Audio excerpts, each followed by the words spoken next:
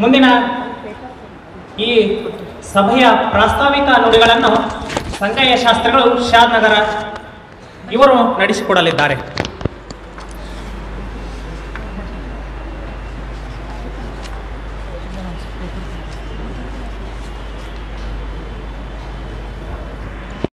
ಬೆಳಗು ಪಂಚಾಚಾರ್ಯ ತತ್ವವೇ, ಬೆಳಗು ಪಂಚಾಚಾರ್ಯ ತತ್ವವೇ, ಬೆಳಗು ಬಸವನ ಭಕ್ತಿ ತತ್ವವೇ, ಬೆಳಗು ವಿರತರ ಶೂನ್ಯ ತತ್ವವೇ ಸರ್ವಸಮತೆಯೋಳ್, ಬೆಳಗು ಜಂಗಮ ವಂಶದೀಪವೇ, ಬೆಳಗು ಭಕ್ತರ ವಂಶದೀಪವೇ, ಬೆಳಗು ಬೆಳಗು ದ್ವೇಷ ಅಸೂಹೆಗಳೆಂಬ ಕಡುಕಾರ್ಗತ್ತಲೆಯ ಕಳೆದು. ಪ್ರಥಮದಲ್ಲಿ ಶ್ರೀಮದ್ ವೇದ ವೇದಾಂತ ಸಿದ್ಧಾಂತ ಪುರಾಣಾಗಮ ಸಕಲ ಶಾಸ್ತ್ರ ಸುಪ್ರಸಿದ್ಧ ವಿಮಲ ವೀರಶೈವ ಮಹಾಮತ ಸಂಸ್ಥಾಪನಾಚಾರ್ಯವರ್ಯರು ಆದಿಜಗದ್ಗುರುಗಳು ರೇಣುಕಾದಿ ಪಂಚ ಆಚಾರ್ಯರನ್ನ ಹೃನ್ಮಂದಿರದಲ್ಲಿ ಸ್ಮರಿಸಿ ಬಸವಾದಿ ಶರಣರನ್ನ ಸ್ಮರಿಸುತ್ತಾ ಎನ್ನ ಆರಾಧ್ಯ ಗುರುಗಳು ಪ್ರಾತಸ್ಮರಣೀಯರು ಅನ್ನದಾತರು ಜ್ಞಾನದಾತರು ಎನ್ನ ಬಾಳಿನ ಬೆಳಕು ವಿದ್ಯಾವಾರಿಧಿ ವಿದ್ಯಾ ವಾಚಸ್ಪತಿ ಬಿರುದಾಂಕಿತರು ವಿದ್ಯಾಪ್ರೇಮಿಗಳು ವಿದ್ಯಾರ್ಥಿ ಪ್ರೇಮಿಗಳು ನಡೆದಾಡುವ ದೇವರೆಂದೇ ಸುಪ್ರಸಿದ್ಧರಾದ ಶ್ರೀಮದ್ ಕಾಶಿ ಜ್ಞಾನ ಸಿಂಹಾಸನಾಧೀಶ್ವರ ಶ್ರೀ ಶ್ರೀ ಶ್ರೀ 1008 ಜಗದ್ಗುರು ಡಾಕ್ಟರ್ ಚಂದ್ರಶೇಖರ ಶಿವಾಚಾರ್ಯ ಮಹಾಭಗವತ್ಪಾದಂಗಳವರ ಪವಿತ್ರ ಅಡಿದಾವರಿಗಳಿಗೆ ಶಿರಸಾಷ್ಟಾಂಗ ನಮಸ್ಕಾರಗಳನ್ನು ಸಮರ್ಪಣೆಗೈಯುತ್ತಾ ಅದೇ ರೀತಿಯಾಗಿ ನಮ್ಮ ನಿಮ್ಮೆಲ್ಲರಿಗೆ ಶ್ರೀ ಸಿದ್ಧಾಂತ ಶಿಖಾಮಣಿಯನ್ನ ಉಣಬಡಿಸುತ್ತಿರುವಂಥ 87ನೆಯ ಜಗದ್ಗುರುಗಳಾಗಿ ಶ್ರೀಪೀಠದ ಅಧಿಕಾರವನ್ನು ಸ್ವೀಕರಿಸಲಿರುವಂತಹ ಪರಮ ಪೂಜ್ಯರು ಶ್ರೀ ಷಡಸ್ಥಲ ಬ್ರಹ್ಮ ಮಲ್ಲಿಕಾರ್ಜುನ ಶಿವಾಚಾರ್ಯ ಮಹಾಸ್ವಾಮಿಗಳವರ ಅಡಿದಾವರೆಗಳಲ್ಲಿ ಶಿರಸಾಷ್ಟಾಂಗ ನಮಸ್ಕಾರಗಳನ್ನು ಸಮರ್ಪಣೆಗೈಯುತ್ತಾ ಅದೇ ರೀತಿಯಾಗಿ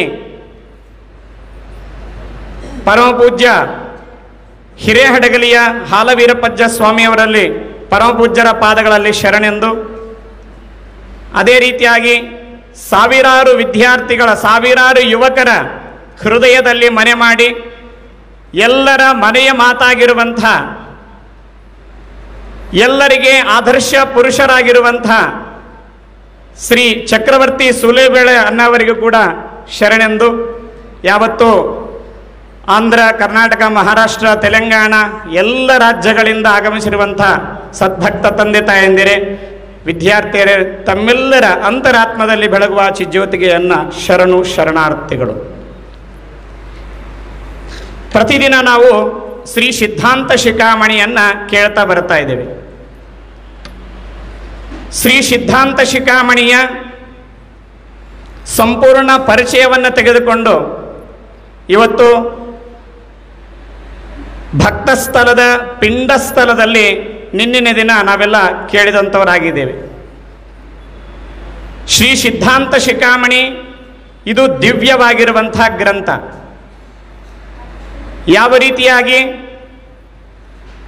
ಶ್ರೀಕೃಷ್ಣ ಪರಮಾತ್ಮ ಕುರುಕ್ಷೇತ್ರದ ಯುದ್ಧದಲ್ಲಿ ಅರ್ಜುನನಿಗೆ ಉಪದೇಶ ಮಾಡಿರುವಂಥ ಗೀತಾಮೃತ ಭಗವದ್ಗೀತೆಯಾಗಿ ಆ ಗೀತೆಯನ್ನ ವ್ಯಾಸ ಮಹರ್ಷಿಗಳು ಯಾವ ರೀತಿಯಾಗಿ ಬರೆದಿಟ್ರೋ ಅದೇ ರೀತಿಯಾಗಿ ಸಮಸ್ತ ಮಾನವರ ಉದ್ಧಾರಕ್ಕಾಗಿ ಕೇವಲ ವೀರಶೈವರಿಗಲ್ಲ ಸಮಸ್ತ ಮಾನವರ ಉದ್ಧಾರಕ್ಕಾಗಿ ಪ್ರತಿಯೊಬ್ಬ ಜೀವಿಯು ತನ್ನನ್ನು ತಾನು ಉದ್ಧರಿಸಿಕೊಳ್ಳುವಂತಹ ದಿವ್ಯ ಗ್ರಂಥವನ್ನು ಪಂಚಾಚಾರ್ಯರಲ್ಲಿ ಪ್ರಥಮಾಚಾರ್ಯರಾಗಿರುವಂಥ ಶ್ರೀ ಆದಿಜಗದ್ಗುರು ರೇಣುಕಾಚಾರ್ಯರು ಶಿವನ ಆಜ್ಞೆಯಂತೆ ಶಿವಲಿಂಗದಿಂದ ಉದ್ಭವಿಸಿ ವೀರಶೈವ ಧರ್ಮವನ್ನು ಸ್ಥಾಪಿಸಿ ಮಹಾಕುಂಭ ಸಂಭವನಾಗಿರುವಂಥ ಮಹಾಮಹಿಮನಾಗಿರುವಂಥ ಅಗಸ್ತ್ಯ ಮಹಾಋಷಿಗೆ ಬೋಧನೆಯ ಮಾಡಿರುವಂಥ ದಿವ್ಯ ಗ್ರಂಥವೇ ಶ್ರೀ ಸಿದ್ಧಾಂತ ಶಿಖಾಮಣಿ.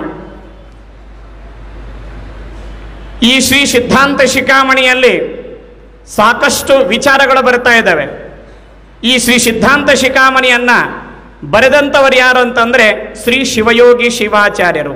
ಯಾವ ರೀತಿಯಾಗಿ ವ್ಯಾಸ ಮಹರ್ಷಿಗಳು ಭಗವದ್ಗೀತೆಯನ್ನು ಬರೆದರೋ ಅದೇ ತೆರನಾಗಿ ಶ್ರೀ ಸಿದ್ಧಾಂತ ಶಿಖಾಮಣಿಯನ್ನ ಶಿವಯೋಗಿ ಶಿವಾಚಾರ್ಯ ರಚಿಸಿ ನಿಮ್ಮೆಲ್ಲರ ಕೈಗೆ ಕೊಟ್ಟಿದ್ದಾರೆ. ಶ್ರೀ ಸಿದ್ಧಾಂತ ಶಿಖಾಮಣಿಯ ಪಿಂಡಸ್ಥಳದಲ್ಲಿ ನಾವು ನೀವೆಲ್ಲರೂ ಕೂಡ ನೋಡ್ತಾ ಶಿವಶಕ್ತಿ ಸಮುತ್ಪನ್ನೇ ಪ್ರಪಂಚೇಸ್ಮಿನ್ ವಿಶೇಷಕಃ ಪುಣ್ಯಾಧಿಕ ಕ್ಷೀಣ ಪಾಪಃ ಅಂತ ತಿಳ್ಕೊಂಡು ಶ್ರೀ ಸಿದ್ಧಾಂತ ಶಿಖಾಮಣಿಯಲ್ಲಿ ನಮಗೆ ಒಂದು ಶ್ಲೋಕ ಬರ್ತಾ ಇದೆ. ಶಿವಶಕ್ತಿಯಿಂದ ಶಿವಶಕ್ತಿಯರ ಶಿವಪಾರ್ವತಿಯರ ಒಂದು ಇದರಿಂದ ನಿರ್ಮಿತವಾಗಿರುವಂತಹ ಈ ಒಂದು ಪ್ರಪಂಚದಲ್ಲಿ ಒಬ್ಬ ಮನುಷ್ಯ ಅಧಿಕ ಪುಣ್ಯವನ್ನ ಮಾಡ್ತಾ ತನ್ನ ಪಾಪವನ್ನ ಕಳೆದುಕೊಳ್ಳುತ್ತಾ ಪ್ರತಿಯೊಂದು ಜನ್ಮದಲ್ಲೂ ಕೂಡ ಬಹುಜನ್ಮ ಕೃತೈ ಪುಣ್ಯೈ ಪ್ರಕ್ಷೀಣೆ ಪಾಪ ಪಂಜರೆ ಶುದ್ಧಾಂತಃಕರಣೋ ದೇಹಿ ಪಿಂಡ ಶಬ್ದೇನ ಗೀಯತೆ. ನಾನಾ ಜನ್ಮಗಳಲ್ಲಿ ಮಾಡಿರುವಂತಹ ಪುಣ್ಯವನ್ನ ಸಂಪಾದನೆಯನ್ನ ಮಾಡ್ತಾ ಮಾಡ್ತಾ ಮಾನವ ಜನ್ಮಕ್ಕೆ ಬಂದು ಅಂತಃಕರಣವನ್ನ ಶುದ್ಧಿಯಾಗಿಟ್ಟುಕೊಂಡಂತಹ ಮಾನವನಿಗೆ ಅವನಿಗೆ ಪಿಂಡ ಅಂತ ಕರೀತಾರೆ ಅಂತ ತಿಳ್ಕೊಂಡು ಸಿದ್ಧಾಂತ ಶಿಖಾಮಣಿಯಲ್ಲಿ ನಾವು ನಿನ್ನೆ ಎಲ್ಲ ಕೇಳಿದ್ದೇವೆ. ಅಂತಹ ಸಿದ್ಧಾಂತ ಶಿಖಾಮಣಿಯಲ್ಲಿ ಮಾನವನ ಪ್ರತಿಯೊಂದು ಕೂಡ ಮನುಷ್ಯ ಶುದ್ಧ ಅಂತಃಕರಣ ಆಗಬೇಕಾದರೆ ಮೊದಲು ಏನು ಮಾಡಬೇಕು ಅಂತಂದ್ರೆ ತನ್ನಲ್ಲಿ ಭಗವಂತನಿದ್ದಾನೆ ಅನ್ನುವಂತಹದ್ದನ್ನ ಅರ್ಥ ಮಾಡಿಕೊಳ್ಳಬೇಕನ್ನುವಂತಹದ್ದು ಶ್ರೀ ಸಿದ್ಧಾಂತ ಶಿಖಾಮಣಿ ನಮಗೆ ಹೇಳುತ್ತದೆ. ಮುಂದುವರೆದು ರೇಣುಕ ಭಗವತ್ಪಾದರು ಅಪ್ಪಣೆ ಪಡಿಸ್ತಾರೆ. ಚಂದ್ರಕಾಂತೆ ಯಥಾತೋಯಂ ಸೂರ್ಯಕಾಂತೆ ಯಥಾನಲಃ ಬೀಜೆ ಯಥಾಂಕುರ ಸಿದ್ಧ ತಥಾತ್ಮನಿ ಶಿವಸ್ಥಿತಃ. ಅಂದ್ರೆ ಪರಮಾತ್ಮ ನಮ್ಮಲ್ಲಿಯೂ ಕೂಡ ಇದ್ದಾನೆ. ಹೇಗಿದ್ದಾನೆ ಅಂತಂದ್ರೆ ಒಂದು ಉದಾಹರಣೆಯನ್ನು ಕೊಡ್ತಾರೆ. ಚಂದ್ರಕಾಂತ ಶಿಲೆ ಎನ್ನುವಂತಹ ಒಂದು ಶಿಲೆಯಲ್ಲಿ ನೀರಿರುತ್ತದಂತೆ, ಕಲ್ಲಲ್ಲಿ ನೀರಿರುತ್ತದೆ. ಸೂರ್ಯಕಾಂತ ಶಿಲೆಯಲ್ಲಿ ಅಗ್ನಿ ಇರುತ್ತದೆ. ಯಾವ ರೀತಿಯಾಗಿ ಚಂದ್ರಕಾಂತ ಶಿಲೆಯಲ್ಲಿ ನೀರಿರುತ್ತದೆಯೋ ಸೂರ್ಯಕಾಂತ ಶಿಲೆಯಲ್ಲಿ ಅಗ್ನಿ ಇರುತ್ತದೆಯೋ ಬೀಜದಲ್ಲಿ ಅಂಕುರ, ಸಣ್ಣ ಒಂದು ಬೀಜದಲ್ಲಿ ಯಾವ ರೀತಿಯಾಗಿ ವೃಕ್ಷ ಇರುತ್ತದೆಯೋ ಹಾಗೆ ಪ್ರತಿಯೊಬ್ಬ ಮಾನವನಲ್ಲೂ ಕೂಡ ಶಿವನು ಇದ್ದಾನೆ, ನಿತ್ಯ ನಿವಾಸವನ್ನ ಮಾಡಿದಾನೆ ಅನ್ನುವಂತಹದ್ದನ್ನ ರೇಣುಕ ಭಗವತ್ಪಾದರು ಇದರಲ್ಲಿ ಅಪ್ಪಣೆ ಪಡಿಸ್ತಾರೆ. ಇದೇ ಮಾತನ್ನ ಒಬ್ಬ ಸುಭಾಷಿತಕಾರರು ಕೂಡ ಹೇಳ್ತಾರೆ. ಯಾವ ರೀತಿಯಾಗಿ ಪರಮಾತ್ಮ ನಮ್ಮಲ್ಲಿ ಇರ್ತಾ ಇದ್ದಾನೆ, ಆ ಪರಮಾತ್ಮನನ್ನ ನಾವು ಯಾವ ರೀತಿಯಾಗಿ ಧ್ಯಾನವನ್ನ ಮಾಡಬೇಕಂದ್ರೆ ಹೇಳ್ತಾರೆ ಅವರು, ತಿಲ ಮಧ್ಯ ಯಥಾ ತೈಲಂ ಕ್ಷೀರ ಮಧ್ಯ ಯಥಾ ಘೃತಂ ಪುಷ್ಪ ಮಧ್ಯ ಯಥಾ ಗಂಧಂ ಭಾವ ಮಧ್ಯೆ ತಥ ಶಿವಂ. ಪರಮಾತ್ಮ ಪ್ರತಿಯೊಬ್ಬರಲ್ಲೂ ಕೂಡ ಇರ್ತಾನೆ. ಹೆಂಗಿರ್ತಾನೆ ಅಂತಂದ್ರೆ ಉದಾಹರಣೆ ಹೇಳ್ತಾರೆ ಸುಭಾಷಿತಕಾರರು. ಎಳ್ಳಿನಲ್ಲಿ ಎಣ್ಣೆ ಇರ್ತದೆಯೋ ಇಲ್ಲವ್ರಿ? ಎಣ್ಣೆಗೆ ಎಣ್ಣೆ ಇರ್ತೈತಿಲ್ರಿ? ಇರ್ತದೆ. ಕಾಣಿಸ್ತದನ್ನು ಕಣ್ಣಿಗೆ? ಕಾಣಿಸೋದಿಲ್ಲ. ಎಳ್ಳಿನಲ್ಲಿ ಎಣ್ಣೆ ಇರುತ್ತದೆ, ಆದರೆ ಕಣ್ಣಿಗೆ ಕಾಣಿಸೋದಿಲ್ಲ. ತಿಲ ಮಧ್ಯಯತಾ ತೈಲಂ. ಹಾಲಿನಲ್ಲಿ ಬೆಣ್ಣೆ ಇರ್ತದೆ, ತುಪ್ಪ ಇರ್ತದೆ, ಕಣ್ಣಿಗೆ ಕಾಣಿಸ್ತದೇನ್ರಿ? ಇಲ್ಲ. ಹಾಲಿನಲ್ಲಿರುವಂತಹ ತುಪ್ಪ ಕಣ್ಣಿಗೆ ಕಾಣಿಸೋದಿಲ್ಲ, ಆದ್ರೆ ಹಾಲಿನಲ್ಲಿ ತುಪ್ಪ ಇರುತ್ತದೆ. ಅದಕ್ಕೆ ಆ ಹಾಲನ್ನ ಕಾಯಿಸಿ ಹೆಪ್ಪಾಕಿ ಅದನ್ನ ಮಜ್ಜಿಗೆ ಕಟ್ಟದ ಮೇಲೆ ಬೆಣ್ಣೆ ಆದ ಮೇಲೆ ಅದು ತುಪ್ಪ ಆಗ್ತದೆ. ಕ್ಷೀರ ಮಧ್ಯ ಯಥಾ ಘೃತಂ ಪುಷ್ಪ ಮಧ್ಯ ಯಥಾ ಗಂಧಂ. ಒಂದು ಹೂವನ್ನು ತೆಗೆದುಕೊಂಡಾಗ ವಾಸನೆ ಬರ್ತದಿಲ್ರಿ? ವಾಸನೆ, ಹೂವಿನಲ್ಲಿ ವಾಸನೆ ಬರುತ್ತದೆ. ಆ ವಾಸನೆ ನಮಗೇನಾದ್ರೂ ಕಣ್ಣಿಗೆ ಕಾಣಿಸ್ತದೇನೋ ಅಂತಂದ್ರೆ ಕಾಣಿಸ್ತದ್ರಿ? ಕಾಣಿಸೋದಿಲ್ಲ. ಆದ್ರೆ ಹೂವಿನಲ್ಲಿ ವಾಸನೆ ಇರುತ್ತದೆ. ಹಂಗೆ ಪ್ರತಿಯೊಬ್ಬರ ಮನಸ್ಸಿನಲ್ಲಿ, ಪ್ರತಿಯೊಬ್ಬರ ಹೃದಯದಲ್ಲಿ ಸಾಕ್ಷಾತ್ ಪರಮೇಶ್ವರ ನಿತ್ಯ ನಿವಾಸವನ್ನ ಮಾಡ್ತಾರೆ ಎನ್ನುವಂತಹದ್ದನ್ನ ಸುಭಾಷಿತಕಾರರು ಹೇಳ್ತಾರೆ. ಮತ್ತೊಂದು ಸುಭಾಷಿತದಲ್ಲಿ ಹೇಳ್ತಾರೆ, ನಹಂ ಸ್ವಾಮಿ ಕೈಲಾಸೆ ನಮೇರೋ ನಚ ಮಂದಿರೆ ಮದ್ಭಕ್ತ ಯತ್ರ ಸ್ಮರಂತಿ ತತ್ರ ತಿಷ್ಠಾಮಿ ಪಾರ್ವತಿ. ಒಂದು ಸರಿ ಪಾರ್ವತಿನ ಶಿವನಿಗೆ ಕೇಳಿದ್ಲು, ನಿನ್ನ ಭಕ್ತರು ನಿನ್ನ ಹುಡುಕೊಂಡು ಎಲ್ಲೆಲ್ಲಿ ಅಡ್ಡಾಡ್ತಾರ, ಎಷ್ಟು ಕಷ್ಟಪಡ್ತಾರ, ನೀನು ಇಂಥ ಜಾಗದಾಗ ಅದೀನಿ ಅಂತ ಹೇಳಿದ್ರೆ ಅಲ್ಲಿ ಹುಡುಕಿ ಬಿಡ್ತಾರಲ್ಲಪ್ಪ, ಮತ್ತೆ ಯಾಕೆ ನೀನು ಸುಮ್ಮನೆ ಹುಡುಕಾಡೋದು, ಇಂಥ ಜಾಗದಾಗ ಅದೀನಿ ಅಂತ ಏನಾದರೂ ಹೇಳು ಅಂತ ಕೇಳಿದ್ಲು ಪಾರ್ವತಿ. ಆವಾಗ ಪರಮಾತ್ಮ ಹೇಳ್ತಾನೆ, ನಾನು ಸರ್ವಂತರ್ಯಾಮಿ, ಎಲ್ಲ ಕಡೆಯೂ ಇದ್ದೀನಿ, ಮತ್ತೆ ಯಾಕೆ ಈ ಪ್ರಶ್ನೆ ಅಂತ ಕೇಳಿದ್ರು. ಪ್ರತಿಯೊಂದು ಜಾಗದಲ್ಲಿ ನಾನಿದ್ದೀನಿ, ಅನುರೇಣು ತೃಣಕಾಷ್ಟದೊಳಲು ಕೂಡ ನಾನಿದ್ದೀನಿ, ಮತ್ತೆ ಯಾಕೆ ಈ ಪ್ರಶ್ನೆ ಅಂತ ಕೇಳಿದಾಗ, ಇಲ್ಲ ಎಲ್ಲದಲ್ಲಿ ಇದ್ದರೂ ಕೂಡ ಒಂದು ನಿಜವಾದ ಸ್ಥಾನವನ್ನು ಏನಾದರೂ ಹೇಳಿದರೆ, ನಿನ್ನ ಭಕ್ತರಿಗೆ ಏನಾದರೂ ಹೆಲ್ಪ್ ಆದಿತ್ತು, ಏನಾದರೂ ಸಹಾಯ ಆದಿತ್ತು, ಆ ಒಂದು ಸ್ಥಾನವನ್ನು ನನಗೆ ಹೇಳುವಂತ ಪಾರ್ವತಿ ಕೇಳಿದಾಗ ಪರಮಾತ್ಮ ಹೇಳ್ತಾನೆ, ಈಗ ಒಂದೊಂದರಲ್ಲೇ ಇಲ್ಲ ಅನ್ಕೊಂತ ಬರ್ತಾನೆ. ಮೊದಲನೇದು ಹೇಳ್ತಾನೆ, ನಹಂ ಸ್ವಾಮಿ ಕೈಲಾಸೆ ನ ಮೇರೋ ನಚ ಮಂದಿರೆ. ಮೊದಲು ಹೇಳ್ತಾನೆ, ಈಗಿಲ್ಲ, ಇಷ್ಟು ತನಕ ಇದೀನಂದ, ಈಗಿಲ್ಲ. ಎಲ್ಲರೂ ನಾನು ಕೈಲಾಸದಾಗ ಅದೀನಿ ಅಂತ ಹೇಳ್ತಾರೆ, ನಾ ಕೈಲಾಸದಾಗಿಲ್ಲ ಅಂತ ಹೇಳಿದ. ಮೊದಲು ಮಂದಿರದೊಳಗದೀನಿ ಅಂತ ತಿಳ್ಕೊಂಡು ಮಂದಿರಕ್ಕೆ ಹೋಗ್ತಾರೆ, ಆದರೆ ಮಂದಿರದೊಳಗಿಲ್ಲ ಅಂದ, ನಮೇರೋ ನಚ ಮಂದಿರೆ. ಮತ್ತು ಎಲ್ಲಿ ಅದೀನಿ ಅಂತಂದ್ರೆ, ಎಲ್ಲಿ ನನ್ನ ಭಕ್ತರು ಶಾಂತ ಚಿತ್ತರಾಗಿ ಸಮಾಧಾನ ಮನಸ್ಕರಾಗಿ ಭಕ್ತಿ ಶ್ರದ್ಧೆಯಿಂದ ನನ್ನ ಜಪವನ್ನ ಮಾಡ್ತಾರೆ, ಅವರ ಹೃದಯದಲ್ಲೇ ನಾ ಇರ್ತೀನಿ. ನನ್ನ ನಿತ್ಯ ನಿವಾಸ ಸ್ಥಾನ ಹೃದಯ ಅಂತ ಹೇಳಿದರು.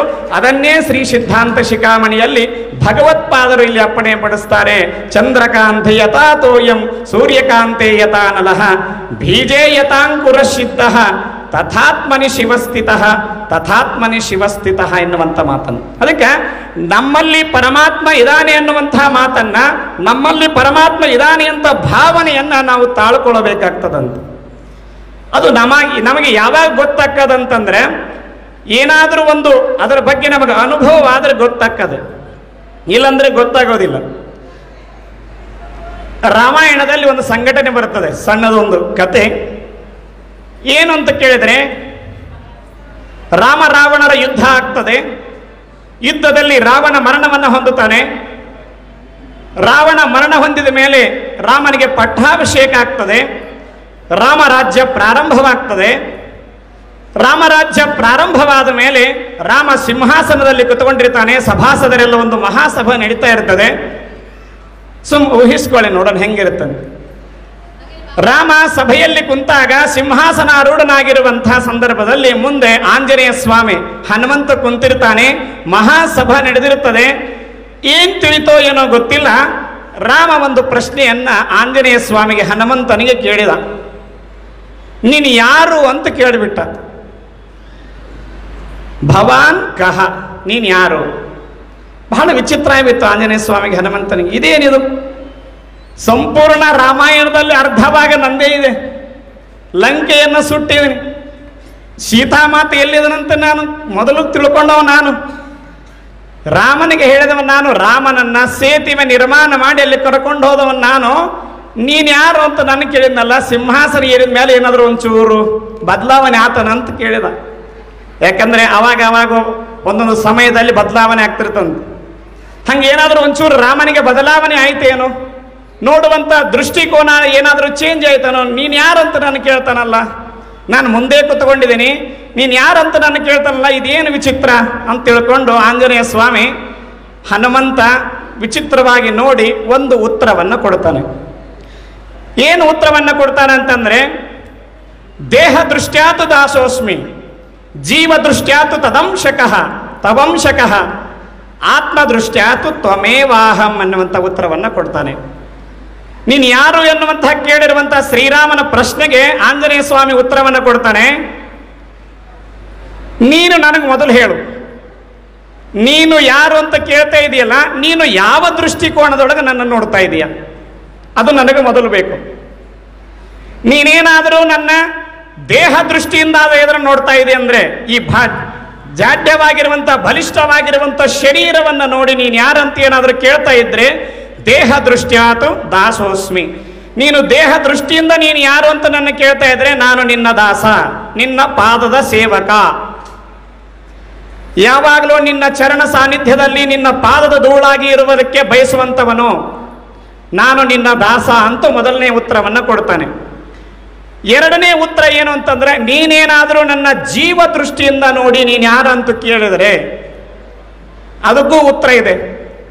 ಜೀವ ದೃಷ್ಟಿಯಿಂದ ನೀನು ಯಾರು ಅಂತ ನೋಡಿ ನನ್ನ ಕೇಳಿದ್ರೆ, ಜೀವ ದೃಷ್ಟ್ಯಾತು ತವಂಶಕಃ, ನಿನ್ನ ಅಂಶೀಭೂತ ನಾನು, ನಿನ್ನಿಂದನೇ ಹುಟ್ಟಿದವನ್ ನಾನು, ನಿನ್ನ ಒಂದು ಅಂಶೀಭೂತ ನಾನು ಅಂತ ಹೇಳ್ತಾನೆ.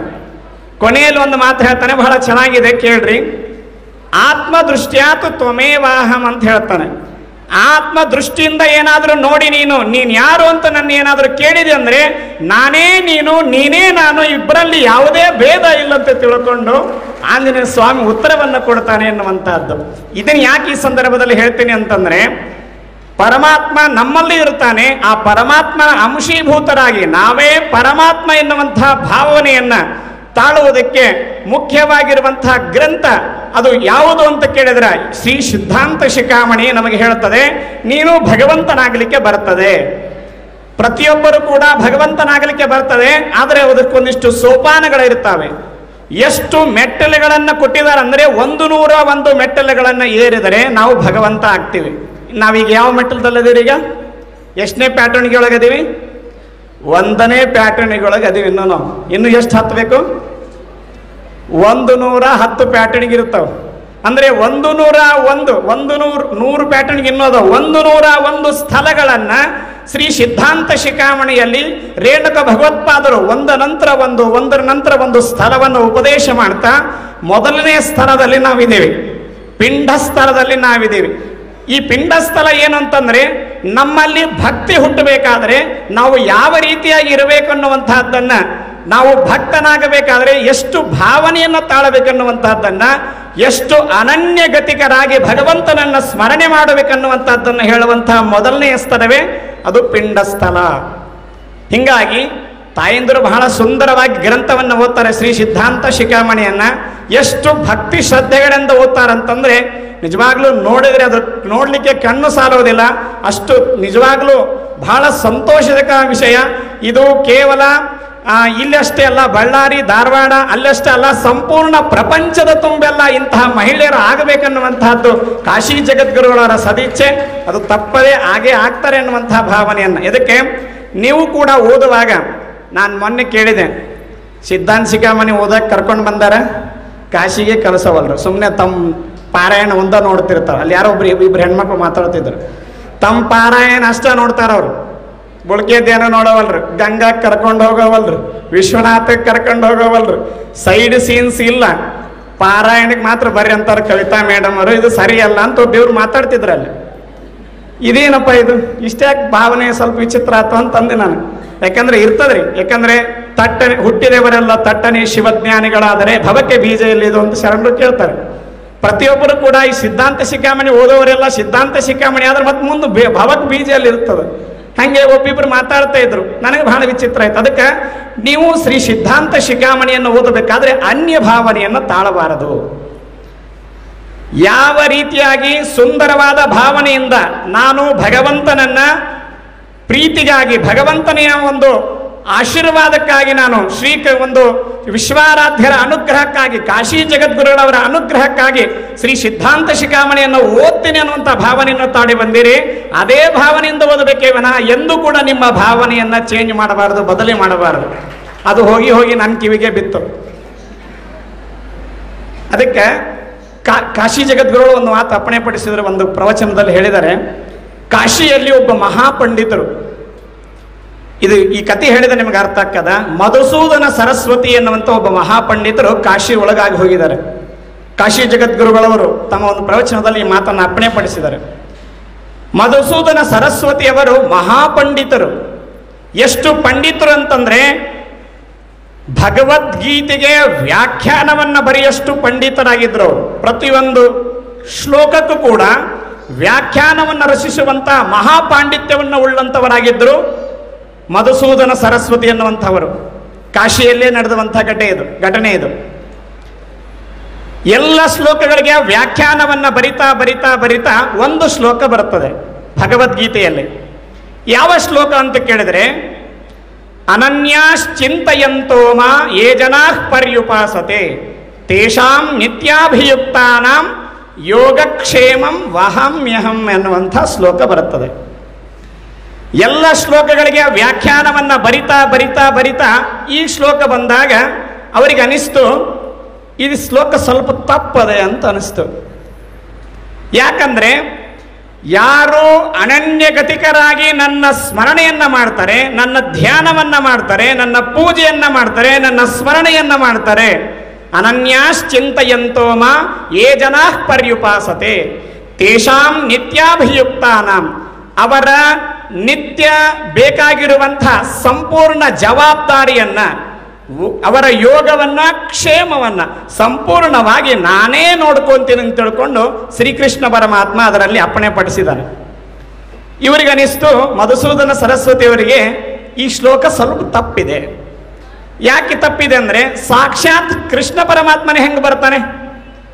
ಬರೋದಿಲ್ಲ, ಬೇರೆಯವರ ರೂಪದಲ್ಲಿ ಬರ್ತಾನೆ ಅನ್ನುವಂತಹದ್ದನ್ನು ಒಂಚೂರು ಅವರ ಪಾಂಡಿತ್ಯದ ಮೂಲಕ, ಅಷ್ಟು ಪಂಡಿತರಾಗಿದ್ದರು ಅವರು ಸಂಸ್ಕೃತದಲ್ಲಿ, ಅವರೇ ಸ್ವತಃ ವಹಮ್ಯಹಂ ಅಂತೇನಿದೆ ಅದು ನಾನೇ ಸ್ವತಃ ಬರ್ತೇನೆ ಅಂತೇನಿತ್ತು, ಇಲ್ಲ ಬೇರೆಯವರ ರೂಪದಲ್ಲಿ ಬರ್ತೇನೆ, ಅವರ ಯೋಗಕ್ಷೇಮವನ್ನು ನೋಡ್ಕೊಂತೀನಿ ಅಂತ ಹೇಳಿದ್ರೆ ಇದು ಚೆನ್ನಾಗಿರುತ್ತೆ ಅಂತೇಳಿ ಯಾವ ಶುದ್ಧವಾದ ಮೊದಲನೆಯ ಶ್ಲೋಕ ಇತ್ತು ಅದರ ಮೇಲೆ ಒಂದು ಕೆಂಪು ಮಸಿಯ ಪೆನ್ನ ತೆಗೆದುಕೊಂಡು ಒಂದು ಗೀರನ್ನು ಹಾಕಿದರು. ಅಂದ್ರೆ ಆ ಗ್ರಂಥದ ಮೇಲೇ ಒಂದು ಕೆಂಪು ಮಸಿಯಿಂದ ಗೀರ್ ಹಾಕಿದ್ದು ತಪ್ಪಿದೆ, ಈ ಶ್ಲೋಕ ಕೊನೆಯ ಲೈನ್ ತಪ್ಪಿದೆ ಅಂತೇಳಿ ಒಂದು ಕೆಂಪು ಮಸಿಯಿಂದ ಗೀರನ್ನು ಹೊಡೆದರು. ಆದರೆ ಆ ಮಧುಸೂದನ ಸರಸ್ವತಿಯವರು ಸಾಕಷ್ಟು ಬಡತನದ ಮನೆತನ, ಬಹಳಷ್ಟು ದರಿದ್ರಾಗಿದ್ದರು. ಅಂದ್ರೆ ಬಹಳಷ್ಟು ಸಂಪೂರ್ಣವಾಗಿ ಅವತ್ತಿನ ದಿನ ಭಿಕ್ಷಾಟನೆಯನ್ನು ಮಾಡಿದರೆ ಮಾತ್ರ ಅವರ ಜೀವನ ಸಾಕ್ತಿತ್ತೇ ವಿನಃ ಇಲ್ಲಾಂದ್ರೆ ಅವರ ಜೀವನವೇ ಸಾಕ್ತಾ ಇರಲಿಲ್ಲ. ಅಷ್ಟೊಂದು ಬಡತನದಲ್ಲಿ ಇರುವಂತಹ ಮಧುಸೂದನ ಸರಸ್ವತಿಯವರು ಅವತ್ತಿನ ದಿನ ಆ ಒಂದು ಶ್ಲೋಕಕ್ಕೆ ಆ ರೀತಿಯಾಗಿ ಕೆಂಪು ಮಸಿಯಿಂದ ಹೊಡೆದು ಹೊರಗೆ ಹೋಗ್ತಾರೆ. ಏನಾದರೂ ಸಿಗ್ತದೆ ಇವತ್ತು ದ್ರವ್ಯ ತೆಗೆದುಕೊಂಡು ಬರೋಣ ಅಂತ ಹೇಳಿ ಹೊರಗೆ ಭಿಕ್ಷಾಟನೆಗೆ ಹೋಗ್ತಾರೆ.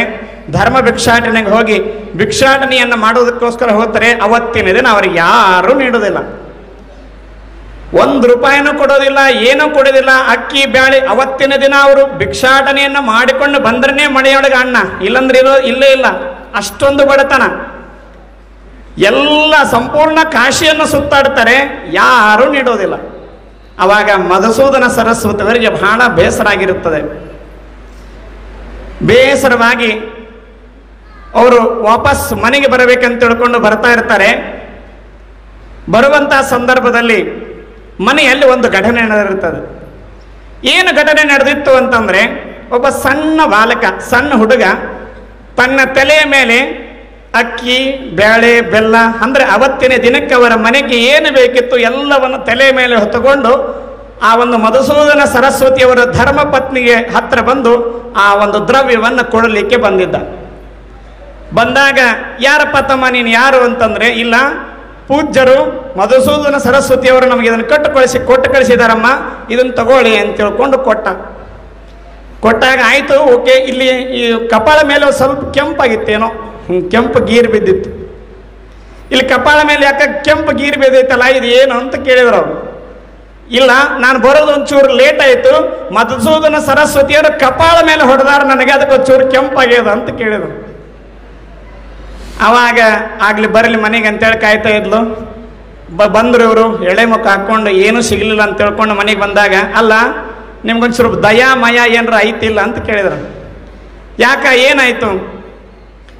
ಎಲ್ಲ ಸಾಮಾನವನ್ನು ಕೊಟ್ಟು ಕಳಿಸಿದ್ವಿ, ಆದರೆ ಕೊಟ್ಟು ಕಳಿಸುವಂತ ಸಂದರ್ಭದಲ್ಲಿ ಒಂದು 5-10 ನಿಮಿಷ ಲೇಟ್ ಆಗಿದ್ದಕ್ಕೆ ಆ ಹುಡುಗನ ಕಪಾಳ ಮೇಲೆ ಬರೆದಿಲ್ಲ, ಕಪಾಳ ಕೆಂಪಾಗ್ಯದಲ್ಲ, ಒಂಚೂರು ದಯಾಮಯ ಐತಿಲ್ಲ ಅಂತ ತಿಳ್ಕೊಂಡು ಹೆಂಡತಿ ತಿಟ್ಟಿದಾಗ, ಯಾವ ಹುಡುಗ ಯಾವ ಸಾಮಾನು ಏನು ನನಗೇನು ಅರ್ಥ ಆಗಲಿಲ್ಲ ಅಂತಂದಾಗ ಸ್ವಲ್ಪ ಹೊತ್ತಿನ ಮೇಲೆ ಅವರಿಗೆ ಜ್ಞಾನೋದಯ ಆಯ್ತಂತೆ. ಸಾಕ್ಷಾತ್ ಕೃಷ್ಣ ಪರಮಾತ್ಮನೇ ತಂದು ಕೊಟ್ಟಿದ್ದಾನೆ. ಕಪಾಳ ಮೇಲೆ ಕೆಂಪು ಗೀರಿ ಯಾವುದಂದ್ರೆ ಪುಸ್ತಕದಲ್ಲಿ ನಾ ಕೆಂಪು ಗೀರು ಹಾಕಿನಲ್ಲ, ಅದು ಭಗವಂತನ ಒಂದು ಕಪಾಳ ಮೇಲೆ ಮೂಡಿದೆ. ಇದು ನನ್ನ ದಡ್ಡತನ ಅಂತ ತಿಳ್ಕೊಂಡು ಇದು ನನ್ನ ಪಾಂಡಿತ್ಯಕ್ಕೆ ಸರಿಯಲ್ಲ. ಮೊದಲಿರುವಂತಹ ಶ್ಲೋಕವೇ ಸರಿಯಾಗಿರುವಂತಹದ್ದು. ಯೋಗಕ್ಷೇಮಂ ವಹಮ್ಯಹಂ ಅನ್ನುವಂತಹ ಶ್ಲೋಕವೇ ಸರಿಯಾಗಿರುವಂತಹದ್ದು ಅನ್ನುವಂತಹ ಭಾವನೆಯನ್ನ ಅವರು ಮತ್ತೆ ಅದಕ್ಕೆ ವ್ಯಾಖ್ಯಾನವನ್ನು ಬರೆದರು ಎನ್ನುವಂತಹ ಒಂದು ಪ್ರವಚನವನ್ನ ಕಾಶಿ ಜಗದ್ಗುರು ಮಹಾಸನ್ನಿಧಿಯವರು ನಿಮ್ಗೆಲ್ಲರಿಗೆ ಹೇಳಿದ್ದಾರೆ. ಅದಕ್ಕೆ ನಾನು ಈ ಮಾತು ಇಲ್ಲಿ ಯಾಕೆ ಹೇಳ್ತೀನಿ ಅಂತಂದ್ರೆ, ಗ್ರಂಥವನ್ನ ಓದುವಾಗ ಭಕ್ತಿ ಶ್ರದ್ಧೆ ವಿಶ್ವಾಸದಿಂದ ಅನನ್ಯಾಶ್ಚಿಂತಯಂತೋಮ ಎನ್ನುವಾಗೆ, ಯಾರು ಶ್ರದ್ಧೆ ಭಕ್ತಿ ವಿಶ್ವಾಸದಿಂದ ಗ್ರಂಥವನ್ನ ಪಠನೆ ಮಾಡ್ತೀರಿ, ಅದು ಅರ್ಥ ಆಗದೇ ಇರಲಿ, ಅದು ಮಂತ್ರವೇ, ಅದು ಒಂದು ರೇಣುಕಾ ಭಗವತ್ಪಾದರ ಮುಖಾರವಿಂದದಿಂದ ಬಂದಿರುವಂತಹ ಒಂದು ಶ್ಲೋಕವೇ. ಅದು ತಪ್ಪದೇ ನಿಮಗೆ ಫಲವನ್ನು ಕೊಡುತ್ತದೆ, ಸಂಪೂರ್ಣ ಕಾಶಿ ಯಾತ್ರಾ ಫಲ ನಿಮಗೆ ಸಿಗುತ್ತದೆ ಅನ್ನುವಂಥ ಮಾತನ್ನ ಈ ಸಂದರ್ಭದಲ್ಲಿ ಹೇಳ್ತಾ, ಸಮಯ ಬಹಳಷ್ಟು ಇಲ್ಲ, ಮತ್ತೆ ಒಂದು ಸಾರಿ ಮುಂದೆ ನೋಡೋಣ ಅನ್ನುವಂಥ ಮಾತನ್ನ ಈ ಸಂದರ್ಭದಲ್ಲಿ ತಿಳಿಸಿ, ಸಂಪೂರ್ಣವಾಗಿ ಸಾಕಷ್ಟು ಶ್ರೀ ಸಿದ್ಧಾಂತ ಶಿಖಾಮಣಿ ಬಗ್ಗೆ ಪ್ರತಿದಿನವೂ ಕೂಡ ನಾವು ನೀವೆಲ್ಲರೂ ಕೇಳಿಕೊಂಡು ಬರ್ತಾ ಇದ್ದೀವಿ. ಮುಂದೆ ಶ್ರೀ ಸಿದ್ಧಾಂತ ಶಿಖಾಮಣಿ ಬಗ್ಗೆ ಮುಂದಿನ ಸ್ಥಳದಲ್ಲಿ ಅಥವಾ ಇವತ್ತಿನ ಪಿಂಡಸ್ತರದಲ್ಲಿ ಮುಂದಿನ ಭಾಗದಲ್ಲಿ ಏನಾಗ್ತದೆ ಅನ್ನುವಂತಹದ್ದನ್ನ ಪರಮ ಪೂಜ್ಯರ ಒಂದು ಮುಖಾರವಿಂದದಿಂದ ನಾವು ನೀವೆಲ್ಲ ಕೇಳೋಣ ಅನ್ನುವಂಥ ಮಾತನ್ನು ಹೇಳ್ತಾ ನನ್ನ 2 ತೊದಲು ನುಡಿಗಳನ್ನ ಜಗದ್ಗುರು ಮಹಾಸನ್ನಿಧಿ ಅವರ ಪಾದಕ್ಕೆ ಅರ್ಪಣೆ ಮಾಡ್ತಾ ಇದ್ದೇನೆ. ಶಿವಂ ಭೂಯ.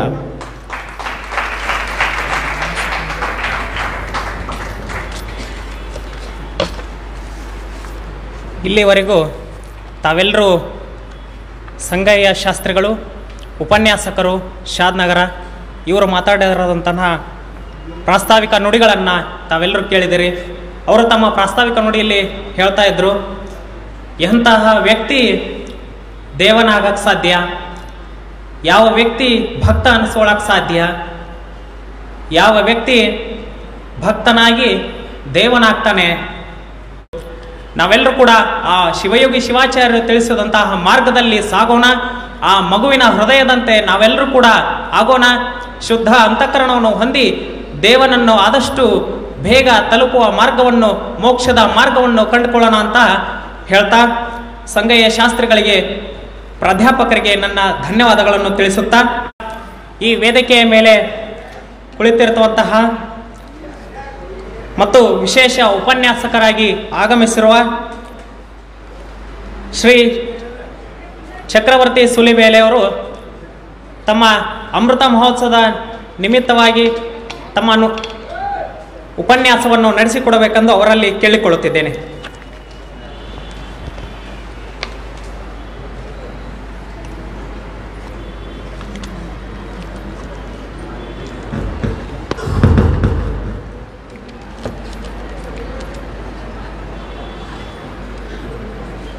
जननीं शारदां देवीं रामकृष्णं जगद्गुरु पादपद्मे तयो श्रित्वा प्रणमामि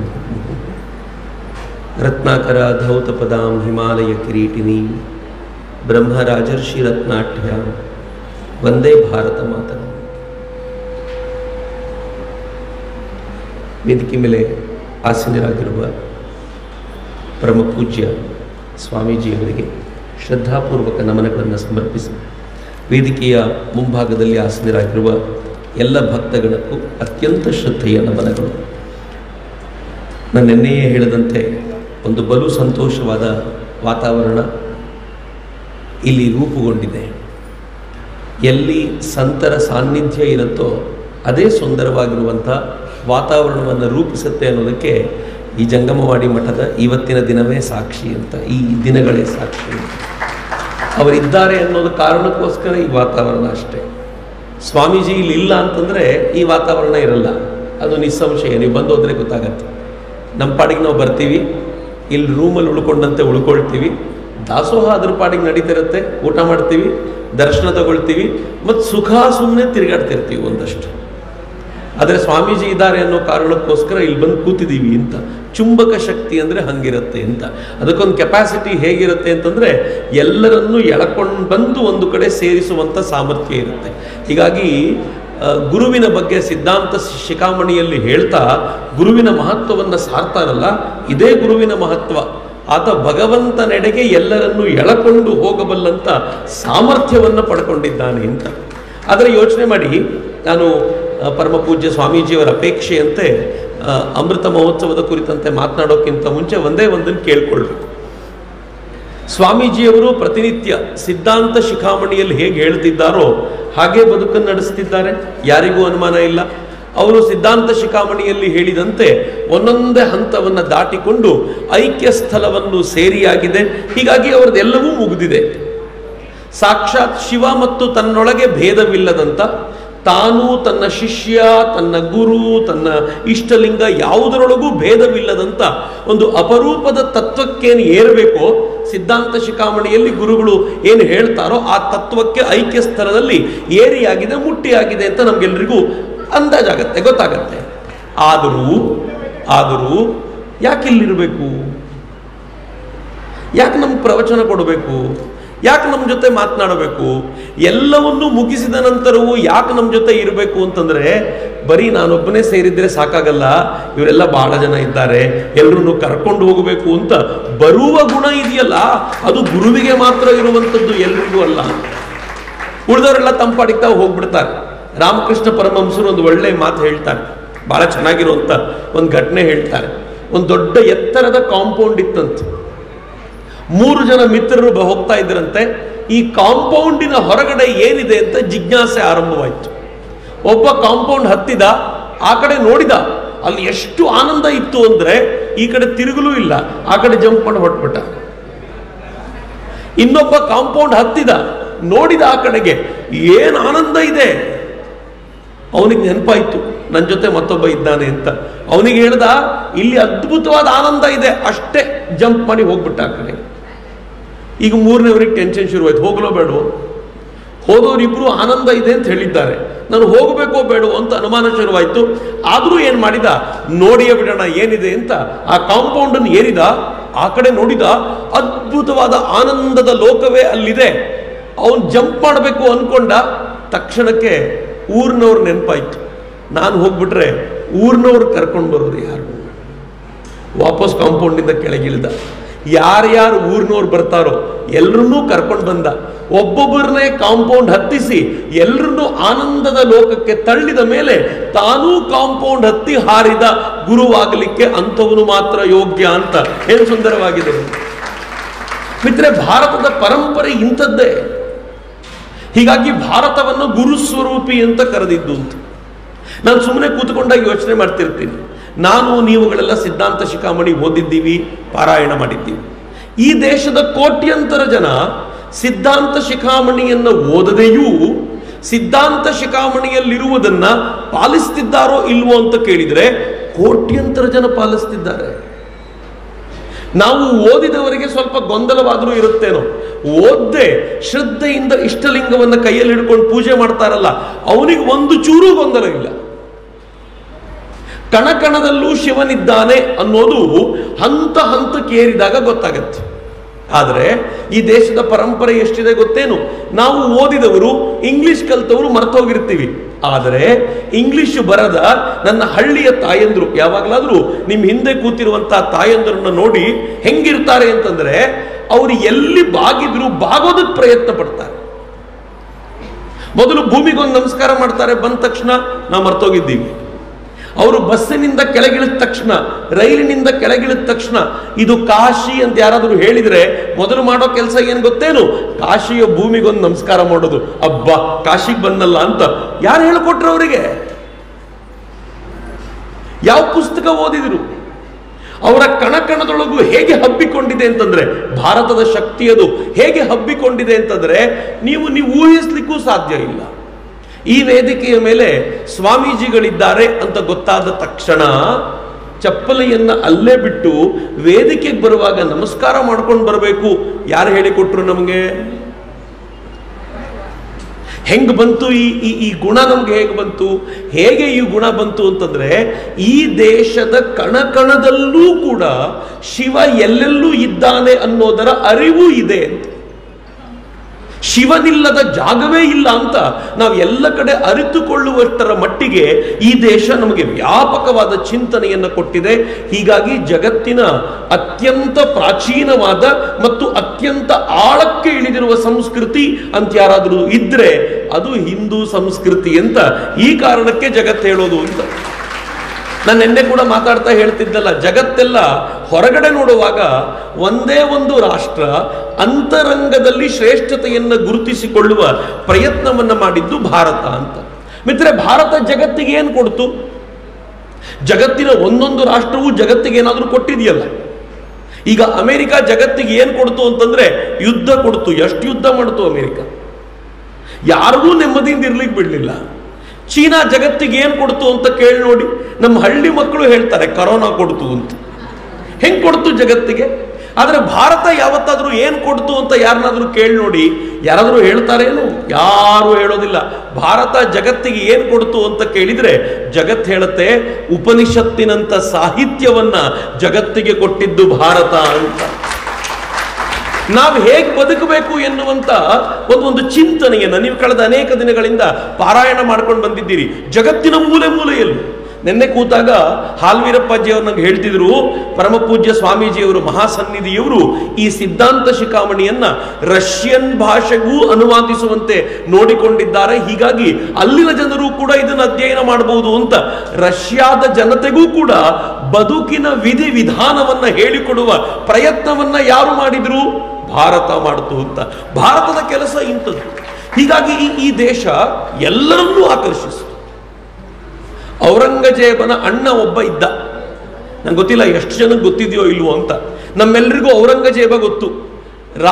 ರಾಮ ಮಂದಿರವನ್ನ ಯಾರು ಒಡೆದಾಕಿದ್ರು ಅಂತಂದ್ರೆ ಅದು ಬಾಬರ್ನ ಕಾಲಕ್ಕೆ. ಆದ್ರೆ ನೀವು ಈ ದೇಶದ ಬಹುತೇಕ ಮಂದಿರಗಳನ್ನ ನೋಡ್ಕೊಂಡು ಬನ್ನಿ, ಯಾರು ಧ್ವಂಸಗೊಳಿಸಿದ್ರು ಅಂದ್ರೆ ಔರಂಗಜೇಬ. ಕಾಶಿ ವಿಶ್ವನಾಥ ಮಂದಿರ ಯಾರು ಒಡೆದಾಕಿದ್ರು? ಔರಂಗಜೇಬ ಒಡೆದಾಕಿದ. ಔರಂಗಜೇಬ ಈ ದೇಶದಲ್ಲಿ ಮಂದಿರಗಳನ್ನು ಧ್ವಂಸ ಮಾಡೋದ್ರಲ್ಲಿ ನಿಸ್ಸೀಮನಾಗಿದ್ದ. ಆದ್ರೆ ಬಹಳ ಜನರಿಗೆ ಗೊತ್ತಿಲ್ಲ, ಅವ್ರ ಮನೆಯಲ್ಲೇ ಅವನಿಗೊಬ್ಬ ಅಣ್ಣನಿದ್ದ, ಅವನ ಹೆಸರು ದಾರಾಶಿಕೋ ಅಂತ. ದಾರಾಶಿಕೋನ ವೈಶಿಷ್ಟ್ಯ ಏನು ಗೊತ್ತಾ? ಈ ದಾರಾಶಿಕೋ ಅವನು ಔರಂಗಜೇಬನ ಜೊತೆಯಲ್ಲೇ ಇದ್ದವನು. ಆದರೆ ಹಿಂದೂ ಧರ್ಮವನ್ನ ಎಷ್ಟು ಪ್ರೀತಿಸ್ತಾ ಇದ್ದ ಅಂತಂದ್ರೆ ಈ ಉಪನಿಷತ್ತುಗಳ ಪ್ರಭಾವಕ್ಕೊಳಗಾಗಿ ಈ ಉಪನಿಷತ್ತುಗಳನ್ನ ಪರ್ಷಿಯನ್ ಭಾಷೆಗೆ ಅನುವಾದ ಮಾಡಿದ್ದ. ಮುಂದೆ ಇದೇ ಉಪನಿಷತ್ತು ಲ್ಯಾಟಿನ್ಗೆ ಹೋಗಿ ಅಲ್ಲಿಂದ ಇಂಗ್ಲಿಷ್ಗೆ ಹೋಗಿ ನಿರಂತರವಾಗಿ ಜಗತ್ತಿನ ಜನ ಇದನ್ನು ತಿಳಿದುಕೊಳ್ಳುವಂತೆ ಮಾಡೋದಕ್ಕೆ ಕಾರಣನಾದವನು ಔರಂಗಜೇಬನ ಅಣ್ಣ ಅನ್ನೋದು ಅತ್ಯಂತ ವೈಶಿಷ್ಟ್ಯಪೂರ್ಣವಾದ ಸಂಗತಿ. ಭಾರತೀಯ ಸಂಸ್ಕೃತಿಯ, ಹಿಂದೂ ಸಂಸ್ಕೃತಿಯ ಸಾಮರ್ಥ್ಯ ಇಂಥದ್ದು ಅಂತ ನಾನು ಯಾವಾಗಲೂ ಹೇಳಲಿಕ್ಕೆ ಇಚ್ಛೆ ಪಡ್ತೀನಿ. ಮಿತ್ರ, ಹಿಂದೂ ಅನ್ನೋದು ಒಂದು ಪರಿಪೂರ್ಣವಾಗಿರುವಂಥ ಜೀವನ ಪದ್ಧತಿ. ಈ ಜೀವನ ಪದ್ಧತಿಯನ್ನು ಅರಿತುಕೊಳ್ಳಲಿಕ್ಕೆ ಅಂತಾನೆ ಜಗತ್ತಿನ ಜನ ಈ ಕಡೆಗೆ ಧಾವಿಸಿ ಬರ್ತಾರೆ. ಎಷ್ಟು ಧಾವಿಸಿ ಬರ್ತಾರೆ ಅಂತಂದ್ರೆ ಆವತ್ತಿನಿಂದ ಇವತ್ತಿನವರೆಗೂ ಎಷ್ಟು ಜನ ಬರ್ತಾರೆ ನೀವು ಯೋಚನೆ ಮಾಡಲಿಕ್ಕೂ ಸಾಧ್ಯ ಇಲ್ಲ. ಈ ದೇಶದ ಯೂನಿವರ್ಸಿಟಿಗಳಿಗೆ ಜನ ಬಂದಿದ್ದಾರೆ, ಈ ದೇಶದ ಗಾಳಿಯನ್ನ ಸೇವಿಸಲಿಕ್ಕೆ ಬಂದಿದ್ದಾರೆ, ಈ ದೇಶದ ನೀರನ್ನ ಸೇವಿಸಲಿಕ್ಕೆ ಬಂದಿದ್ದಾರೆ. ಈ ದೇಶದ ಪರಂಪರೆಯನ್ನ ಅರಿತು ತಾವು ಇದರಲ್ಲಿ ಒಂದಾಗಬೇಕು ಅನ್ನೋ ಪ್ರಯತ್ನಕ್ಕೋಸ್ಕರ ಕೋಟ್ಯಂತರ ಜನ ನಿರಂತರವಾಗಿ ಭಾರತದ ಸಂದರ್ಶನಕ್ಕೆ ಅಂತಾನೆ ಬಂದಿದ್ದಾರೆ. ಈ ದೇಶದಲ್ಲಿ ಒಂದು ಯೂನಿವರ್ಸಿಟಿ ಇತ್ತು. ಯೂನಿವರ್ಸಿಟಿಯ ಹೆಸರು ನಲಂದ ಅಂತ. ತಕ್ಷಶಿಲಾ ಮೊದಲನೇ ಯೂನಿವರ್ಸಿಟಿ, ನಲಂದ ದೊಡ್ಡ ಯೂನಿವರ್ಸಿಟಿ. ಬಹಳ ಜನರಿಗೆ ಗೊತ್ತಿಲ್ಲ ಏನು ಅಂತಂದ್ರೆ ಈ ಯೂನಿವರ್ಸಿಟಿಗೆ ಜಗತ್ತಿನ 98 ದೇಶಗಳ ಜನ ಅಧ್ಯಯನಕ್ಕೆ ಅಂತ ಬರ್ತಿದ್ರು. ಈ ಯೂನಿವರ್ಸಿಟಿಯಲ್ಲಿ ತಾವು ಅಡ್ಮಿಷನ್ ತಗೋಬೇಕು ಅಂತ ಇವತ್ತು ಹೆಂಗೆ ಕ್ಲಾಸಸ್ ಅನ್ನು ಆನ್ಲೈನ್ ಮಾಡ್ತಾರೋ, ಇವತ್ತು ಹೆಂಗೆ ಕ್ರ್ಯಾಶ್ ಕೋರ್ಸ್ ಮಾಡ್ತಾರೋ ಎಂಟ್ರೆನ್ಸ್ ಟೆಸ್ಟ್ಗೆ, ಹಾಗೆ ಜಾವಾ, ಬಾಲಿ, ಸುಮಾತ್ರಗಳಲ್ಲಿ, ಬೇರೆ ಬೇರೆ ದ್ವೀಪಗಳಲ್ಲಿ, ಬೇರೆ ಬೇರೆ ರಾಷ್ಟ್ರಗಳಲ್ಲಿ ಭಾರತದಲ್ಲಿರುವಂತ ಈ ಯೂನಿವರ್ಸಿಟಿಗೆ ಎಂಟ್ರೆನ್ಸ್ ಟೆಸ್ಟ್ಗೆ ಬೇಕಾಗಿರುವ ತಯಾರಿ ಮಾಡಿಸಲಾಗ್ತಿತ್ತಂತೆ. ಅಂಥ ಯೂನಿವರ್ಸಿಟಿ ಕಟ್ಟಿದವರು ನಾವು. ಈ ಯೂನಿವರ್ಸಿಟಿಗಳು ಹೇಳ್ಕೊಡ್ತಾ ಇದ್ದಿದ್ದೇನು? ಪ್ರತಿನಿತ್ಯ ನಾವು ಪ್ರಾರ್ಥನೆ ಮಾಡುವಾಗ ಕಾರ್ಯಕ್ರಮದಲ್ಲಿ ಈ ವೇದಿಕೆಯಿಂದ ಹೇಳ್ತೀವಲ್ಲ, ಮಾನವ ಧರ್ಮಕ್ಕೆ ಜಯವಾಗಲಿ ಅಂತ, ಜಗತ್ತು ಶಾಂತಿಯಿಂದ ನೆಲೆಸಲಿ ಅಂತ ನಾವು ಪ್ರತಿನಿತ್ಯ ಪ್ರಾರ್ಥನೆ ಮಾಡ್ತೀವಲ್ಲ, ಅದೇ ಪ್ರಾರ್ಥನೆಯನ್ನ ಹೇಳಿಕೊಟ್ಟಿದ್ದು. ಈ ಪ್ರಾರ್ಥನೆ ಇವತ್ತಿಗಾದರೂ ಭಾರತ ಬಿಟ್ಟಿದೆಯಾ? ಇವತ್ತಿಗೂ ಬಿಟ್ಟಿಲ್ಲ. ನಾನು ಸುಮ್ಮನೆ ಒಂದು ಉದಾಹರಣೆ ಕೊಡ್ತೀನಿ ನಿಮಗೆ. ಕರೋನಾ ಬಂತು, 3ನೇ ವೇವ್ ಮುಗೀತು. ಈಗ 4ನೇ ವೇವ್ ಬರುತ್ತೆ ಅಂತ ಹೇಳ್ತಿದ್ದಾರೆ. ನಮಗೆ ಟೆನ್ಷನ್ನೇ ಇಲ್ಲ, ನಾವು ತಲೆನೇ ಕೆಡಿಸ್ಕೊಂಡಿಲ್ಲ. ನಾವು ಮಾಸ್ಕ್ ಹಾಕೋದನ್ನು ಬಿಟ್ಟಾಗಿದೆ. ಯಾಕೆಂದ್ರೆ ನಮ್ಗೆ ಗೊತ್ತಿದೆ ಈಗಿನ ತಲೆ ಕೆಡಿಸ್ಕೊಳ್ಲಿಕ್ಕಿಲ್ಲ. ಎಷ್ಟು ದಿನ ಅಂತ ಹೆದರ್ಕೊಂಡು ಮನೆಗಿರೋದು, ದಂಡಿಗೆ ಹೆದರ್ಲಿಲ್ಲ, ದಾಳಿಗೆ ಹೆದರ್ಲಿಲ್ಲ, ಈ ಕರೋನಾಕ್ಕೆ ಎಷ್ಟು ಅಂತ ಹೆದರೋದು ಅಂತ ನಾವು ಧೈರ್ಯವಾಗಿ ಎಲ್ಲ ಕಡೆ ಓಡಾಡ್ಲಿಕ್ಕೆ ಶುರು ಮಾಡಿದ್ದೀವಿ. ಎಲ್ಲರೂ ಹೇಳ್ತಿದ್ದಾರೆ 4ನೇ ವೇವ್ ಬರುತ್ತೆ, ಪರವಾಗಿಲ್ಲ. ಆದ್ರೆ ಯೋಚನೆ ಮಾಡಿ, ಈ 3 ವೇವ್ ಬಂತಲ್ಲ, ಮೊದಲನೇ ವೇವ್ ಬಂದಾಗ ನಾವೇನ್ ಮಾಡಿದ್ವಿ? ಮನೆ ಒಳಗೆ ಬಾಗಿಲು ಹಾಕೊಂಡು ಮುಚ್ಚಿಟ್ಕೊಂಡಿದ್ವಿ. ಆದರೆ 2ನೇ ವೇವ್ ಬರೋ ವೇಳೆಗೆ ಈ ದೇಶದ ವಿಜ್ಞಾನಿಗಳು ವ್ಯಾಕ್ಸಿನ್ ಕಂಡಿಡಿದ್ರು, ಇಂಜೆಕ್ಷನ್ ಕೊಟ್ಟರು ನಮಗೆಲ್ಲ. ಈ ವ್ಯಾಕ್ಸಿನ್ ಕಂಡಿಡಿದಿದ್ದು ನಾನು ಯಾಕೆ ಬಹಳ ಇಷ್ಟಪಟ್ಟು ಹೇಳ್ತೀನಿ ಅಂತಂದ್ರೆ, ನೆನ್ಪಿಟ್ಕೊಳ್ಳಿ, ನನ್ನ ಭಾರತ ಸಾಮಾನ್ಯವಾಗಿರುವ ರಾಷ್ಟ್ರ ಅಲ್ಲ.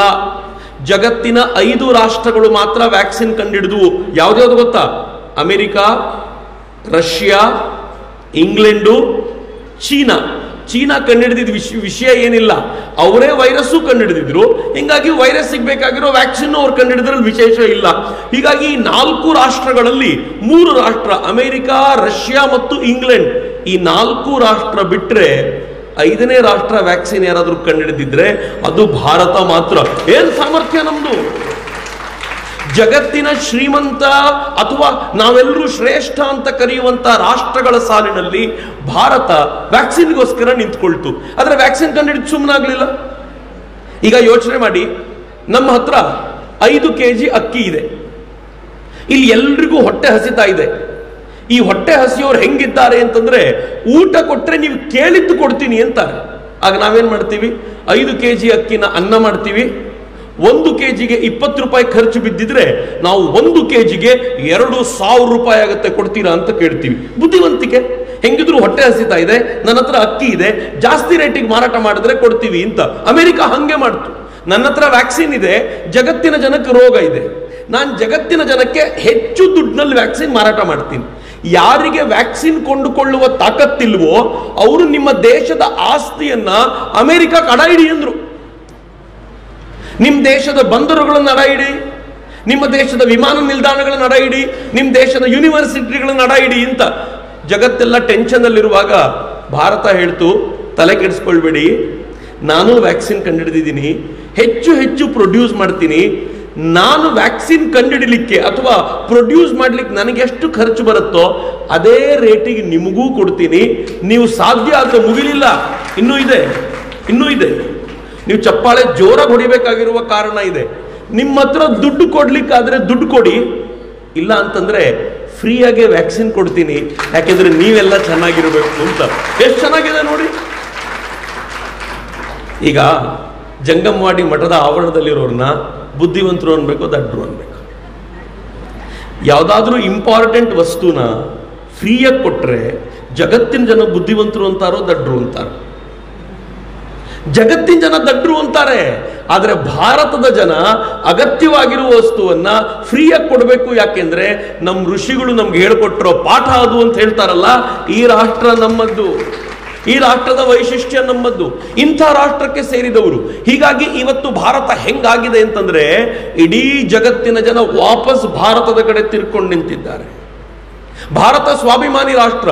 ಈ ದೇಶ ಯಾವತ್ತು ಏನ್ ಬೇಕಿದ್ರೂ ಕಳ್ಕೊಂಡಿದೆ, ಸ್ವಾಭಿಮಾನ ಕಳ್ಕೊಂಡಿಲ್ಲ. ನಾವು ಯಾರ ಮುಂದೆ ತಲೆ ಬಾಗಿಸ್ತೀವಿ ಹೇಳಿ? ನಮ್ಮಮ್ಮ ಸಿಕ್ಕಿದ ತಕ್ಷಣ ತಲೆ ಬಾಗಿಸ್ತೀವಿ. ಯಾರಾದರೂ ಹಿರಿಯರು ಸಿಕ್ಕಿದ್ರೆ ನಾವು ತಲೆ ಬಾಗಿಸ್ತೀವಿ. ತುಂಬಾ ಜ್ಞಾನಿಗಳು ಸಿಕ್ಕಿದ್ರೆ ತಲೆ ಬಾಗಿಸ್ತೀವಿ. ಸಂತರು ಸಿಕ್ಕಿದ್ರೆ ತಲೆ ಬಾಗಿಸ್ತೀವಿ. ಈ ದೇಶದ ವೈಶಿಷ್ಟ್ಯ ಹೆಂಗಿದೆ ಗೊತ್ತೇನು? ನಂಗೆ ಗೊತ್ತಿಲ್ಲ, ನನ್ನ ಹೇಳಿದ್ನೋ ಇಲ್ವೋ. ಒಂದು ಹಳ್ಳಿಗೆ ಹೋಗಿದ್ದಾಗ ಒಂದು ಪುಟ್ಟ ಮಗುನ್ ಕೇಳಿದಾಗ ಆ ಮಗು ಹೇಳಿತ್ತು ನನಗೆ, ನಮಸ್ಕಾರ ಯಾರಿಗೆ ಮೊದಲು? ಒಂದು ವೇದಿಕೆ ಮೇಲೆ ಸ್ವಾಮೀಜಿ ಕೂತಿರ್ತಾರೆ, ಪಕ್ಕದಲ್ಲೇ ಒಬ್ಬ ಸಿರಿವಂತ MLA, ಊರಿನ MLA ಕರ್ಕೊಂಬಂದು ಕೂರಿಸೋಣ. ಸ್ವಾಮೀಜಿ ಜೇಬಲ್ ಕೈ ಹಾಕಿದ್ರೆ 1 ರೂಪಾಯಿ ಇಲ್ಲ. ಸ್ವಾಮೀಜಿಗೆ ನಮಸ್ಕಾರ ಮಾಡಿದ್ರೆ ನಾವೇ ಏನಾದರೂ ದಕ್ಷಿಣೆ ಕೊಡ್ತೀವಿ, ಹೌದೋ ಇಲ್ವೋ? ಆದ್ರೆ ಊರಿನ MLA ನೀವೇನಾದ್ರೂ ಕಾಲಿಗೆ ಬಿದ್ದು ನಮಸ್ಕಾರ ಮಾಡಿದ್ರೆ 500 ರೂಪಾಯಿ ಗರಿ ನೋಟ್ ತೆಗೆದು ಕೊಡ್ತಾನೆ. ನಾನು ಕಲಬುರಗಿಯಲ್ಲಿ ಒಂದು ಪುಟ್ಟ ಹಳ್ಳಿಯಲ್ಲಿ ಒಂದು ಮಗು ನಿಲ್ಲಿಸ್ಬಿಟ್ಟು ಮಕ್ಕಳನ್ನ ಕೇಳಿದೆ, ನೀವು ವೇದಿಕೆ ಮೇಲೆ ಹಿಂಗೆ ಕೂರಿಸಿದ್ರೆ ಒಬ್ಬ MLA ಒಬ್ಬ ಸ್ವಾಮೀಜಿ, ಮೊದಲು ಯಾರಿಗೆ ನಮಸ್ಕಾರ ಮಾಡ್ತೀರಾ ಅಂತ. ನೀವೆಲ್ಲ ಸ್ವಾಮೀಜಿ ಇದ್ದಾರೆ ಅಂತ ಸ್ವಾಮೀಜಿ ಅಂತ ಹೇಳ್ಬೋದೇನು, ಆದರೆ ಆ ಮಕ್ಕಳು ಯಾರೂ ಇರಲಿಲ್ಲ. ಆ ಮಕ್ಕಳು ಏನಂದ್ರು ಗೊತ್ತಾ, ಮೊದಲು ಸ್ವಾಮಿಗಳಿಗೆ ನಮಸ್ಕಾರ ರೀ. ನಾನು ಕೇಳಿದೆ, ನೋಡ್ರಪ್ಪ ಸ್ವಾಮೀಜಿ ಜೇಬಲ್ ದುಡ್ಡಿಲ್ಲ, MLA ಜೇಬಲ್ ದುಡ್ಡಿದೆ, ಗರಿ ನೋಟ್ ತೆಕ್ಕೊಡ್ತಾನೆ, ಸ್ವಾಮೀಜಿ ಹತ್ರ ಏನೂ ಇಲ್ಲ, ನೀವು ಏನೂ ಇಲ್ದವ್ರಿಗೆ ಯಾಕೆ ನಮಸ್ಕಾರ ಮಾಡ್ತೀರಿ? ಏನಂದ್ರು ಗೊತ್ತಾ, ಸ್ವಾಮಿಗಳು ಬೇಕಿದ್ರೆ ಹಂಗೆ ನೋಟ್ ಸಂಪಾದಿಸ್ಬೋದಿತ್ರಿ, ಎಲ್ಲ ಬೇಡ ಅಂತ ಬಿಟ್ಟು ಬಂದಾರಲ್ರಿ, ಅದಕ್ಕೆ ಮೊದಲು ನಮಸ್ಕಾರ ಅವ್ರಿಗೆ ರೀ ಅಂತ. ಏನ್ ಚಂದ ಭಾರತ! ಇದನ್ನ ಹೇಳಿ ದೊಡ್ಡವರಲ್ಲ, ಇದನ್ನ ಹೇಳಿ ತುಂಬಾ ಬುದ್ಧಿವಂತರಲ್ಲ, ಶಾಲೆಯ ಮಕ್ಕಳು ಹೇಳಿದ್ದು. ಆಗ ನನಗೆ ಗೊತ್ತಾಯ್ತು, ವಾಹ್, ಇನ್ನೂ 1000 ಆಕ್ರಮಣಗಳಾದರೂ ಕೂಡ ನನ್ನ ಭಾರತವನ್ನ ತಡೆಯುವ ತಾಕತ್ತು ಜಗತ್ನಲ್ಲಿ ಯಾರಿಗೂ ಇಲ್ಲ ಅಂತ. ಇಂಥ ಸಮರ್ಥವಾಗಿರುವಂತ ರಾಷ್ಟ್ರದ ನಿರ್ಮಾಣ ಮಾಡಿದ್ದೀವಲ್ಲ, ಅದಕ್ಕೆ ಭಾರತ ಹೇಳ್ತು, ನ ಕರ್ಮಣ ನ ಪ್ರಜಯ ಧನೇನ ತ್ಯಾಗೇನೈಕೆ ಅಮೃತತ್ವ ಮಾನುಷು. ಅಮೃತತ್ವ ಎಲ್ಲಿಂದ ಸಿಗುತ್ತೆ? ತ್ಯಾಗ ಮಾಡೋದ್ರಿಂದ ಸಿಗುತ್ತೆ. ಈಗ ಒಬ್ಬ ತಾಯಿ ಬಂದು ತುಂಬ ಚೆನ್ನಾಗಿ ಹೇಳಿದರು ನನಗೆ, ಈ ಸಿದ್ಧಾಂತ ಶಿಖಾಮಣಿಯನ್ನ ಪಾರಾಯಣ ಮಾಡ್ತಾ ಈ 8-9 ದಿನ ಒಂದು ಸಪ್ತಾಹ ಇಲ್ಲಿ ಮಾಡುವಾಗ ಆನಂದ ಸಿಗ್ತಾ ಇದೆ ಅಂತ. ಈ ಆನಂದ ಸುಮ್ಮನೆ ಸಿಕ್ಕಿದ್ದಲ್ಲ, ಮನೆ ತ್ಯಾಗ ಮಾಡಿದ್ದಕ್ಕೆ ಸಿಕ್ಕಿದ್ದು. 7 ದಿನ ಮನೆ ತ್ಯಾಗ ಮಾಡದೆ ಮನೆಗೆ ಅಂಟುಕೊಂಡು ಕೂತಿರೋರು ಬಹಳ ಜನ ಉಳ್ಕೊಂಡಿದಾರಲ್ಲ, ಅವರಿಗೆ ನೀವು ಫೋಟೋ ಹಾಕುವಾಗ, ನೀವು ವಿಡಿಯೋ ಹಾಕುವಾಗಲೆಲ್ಲ ಎಷ್ಟು ಹೊಟ್ಟೆ ಉರಿತಾ ಇರುತ್ತೆ ಅಂತಂದ್ರೆ, ನಾನೂ ಸ್ವಲ್ಪ ತ್ಯಾಗ ಮಾಡಿದಿದ್ರೆ ನನಗೂ ಆನಂದ ಸಿಕ್ಕಿರ್ತಿತ್ತಲ್ಲ ಅಂತ. ತ್ಯಾಗದಿಂದ ಆನಂದ ಇದೆ ಅಂತ ಇದಕ್ಕೆ ಹೇಳೋದು. ಈಗ ಸಿಕ್ಕಿರೋದು ಎಷ್ಟು? 7 ದಿನಕ್ಕೆ ಸಿಕ್ಕ ಆನಂದ ಇಷ್ಟ ಆದ್ರೆ ಬದುಕನ್ನೇ ತ್ಯಾಗ ಮಾಡಿರುವಂಥವ್ರಿಗೆ ಎಷ್ಟು ಆನಂದ ಸಿಗ್ತಾ ಇರಬಹುದು. ತ್ಯಾಗಕ್ಕೆ ಬಹಳವಾದ ಬೆಲೆ ಇದೆ ಅಂತ ಭಾರತ ಈ ಕಾರಣಕ್ಕೋಸ್ಕರ ಹೇಳುತ್ತೆ. ಮಿತ್ರ, ಈ ಆನಂದಕ್ಕೋಸ್ಕರವೇ ಭಾರತ ಬದುಕಿರೋದು. ಭಾರತ ಈ ಆನಂದವನ್ನು ಗುರುತಿಸಿಕೊಂಡಿರೋದ್ರಿಂದಲೇ ಇಷ್ಟು ಸುದೀರ್ಘವಾದ ಬದುಕನ್ನು ಭಾರತ ಕಾಣ್ಲಿಕ್ಕೆ ಸಾಧ್ಯವಾಗಿರೋದು. ತ್ಯಾಗ ಎಲ್ಲಿವರೆಗೂ ಭಾರತ ಬೋಧಿಸುತ್ತೆ ಅಂತಂದ್ರೆ ಪ್ರತಿ ಹಂತದಲ್ಲೂ ತ್ಯಾಗವನ್ನು ಹೇಳುತ್ತೆ. ಈ ತ್ಯಾಗವನ್ನು ಹೇಳಬೇಕಾದಾಗ ಪ್ರೀತಿಯಿಂದ ಮುದ್ದಿಸಿ ಹೇಳಲ್ಲ. ಪರಮಪೂಜ್ಯ ಮಹಾಸನ್ನಿಧಿಯವರು ತಮ್ಮ ಒಂದು ಪ್ರವಚನದಲ್ಲಿ ಬಹಳ ಸುಂದರವಾಗಿ ಹೇಳಿದ್ದು ನಾನು ಓದಿದ್ದೀನಿ. ಸುಂದರವಾಗಲ್ಲ, ಬಹಳ ಕಠಿಣವಾಗಿ ಹೇಳಿರುವಂಥದ್ದು. ಅದನ್ನು ಓದಿದವನು ಎಂಥವನು ಗಾಬರಿ ಆಗಬೇಕು. ಒಂದು ಹಳ್ಳಿಯಲ್ಲಿ ಒಂದು ಹೆಣ್ಮಗಳು, ವಿಧವೆ ಹೆಣ್ಣುಮಗಳು. ಆ ಹೆಣ್ಮಗಳು ಪ್ರತಿನಿತ್ಯ ಪೂಜೆ ಮಾಡಿಕೊಂಡು ಭಗವಂತನ ಧ್ಯಾನದಲ್ಲಿ, ಹೇಗಿದ್ರೂ ಗಂಡ ಇಲ್ಲ, ಮಕ್ಕಳಿಲ್ಲ, ತಾನು ಭಗವಂತನ ಧ್ಯಾನದಲ್ಲೇ ತನ್ನ ಜೀವನವನ್ನು ಕಳಿಬೇಕು ಅಂತ ಪೂರ್ಣ ನಿಶ್ಚಯ ಮಾಡಿದ್ಲಂತೆ. ಆ ಊರಿನಲ್ಲಿರೋ ಒಬ್ಬ ಪುಂಡನಿಗೆ ಈ ಹೆಣ್ಮಗಳ ಮೇಲೆ ಕಣ್ಬಿತ್ತು. ಈ ಹೆಣ್ಣು ಮಗಳನ್ನು ಹೇಗಾದರೂ ಭೋಗಿಸಬೇಕು ಅಂತ. ಅವನು ಎಷ್ಟು ಪುಂಡ ಅಂತಂದ್ರೆ ಅವನನ್ನು ತಡೆಯೋ ಸಾಮರ್ಥ್ಯ ಯಾರಿಗೂ ಇಲ್ಲ. ಒಂದಿನ ಸಂಜೆ ಆಗ್ತಿದ್ದಂತೆ ಇವಳು ಮನೆ ಕಡೆಗೆ ಬಂದ. ಇವಳು ನೋಡಿ ಗಾಬರಿ ಆಗ್ಬಿಟ್ರು. ಗಾಬರಿಯಾಗಿ ಏನಾಯ್ತು, ಇವಳು ಬಂದ್ರೆ ಏನ್ ಮಾಡೋದು? ಆದ್ರೆ ಅವನನ್ನು ಎದುರಿಸುವಂತ ತಾಕತ್ತಿಲ್ವಲ್ಲ. ಹಿಂಗಾಗಿ ಅವನು ಬಂದ ತಕ್ಷಣ ಹೆಣ್ಮಗಳು ಹೇಳಿದ್ಲಂತೆ, ಕೂರಿಸ್ಕೊಂಡು ಮಾತನಾಡಿದ್ಲು, ಚೆನ್ನಾಗಿದ್ದೀರಾ ಎಲ್ಲ ಕೇಳಿದ್ಲು.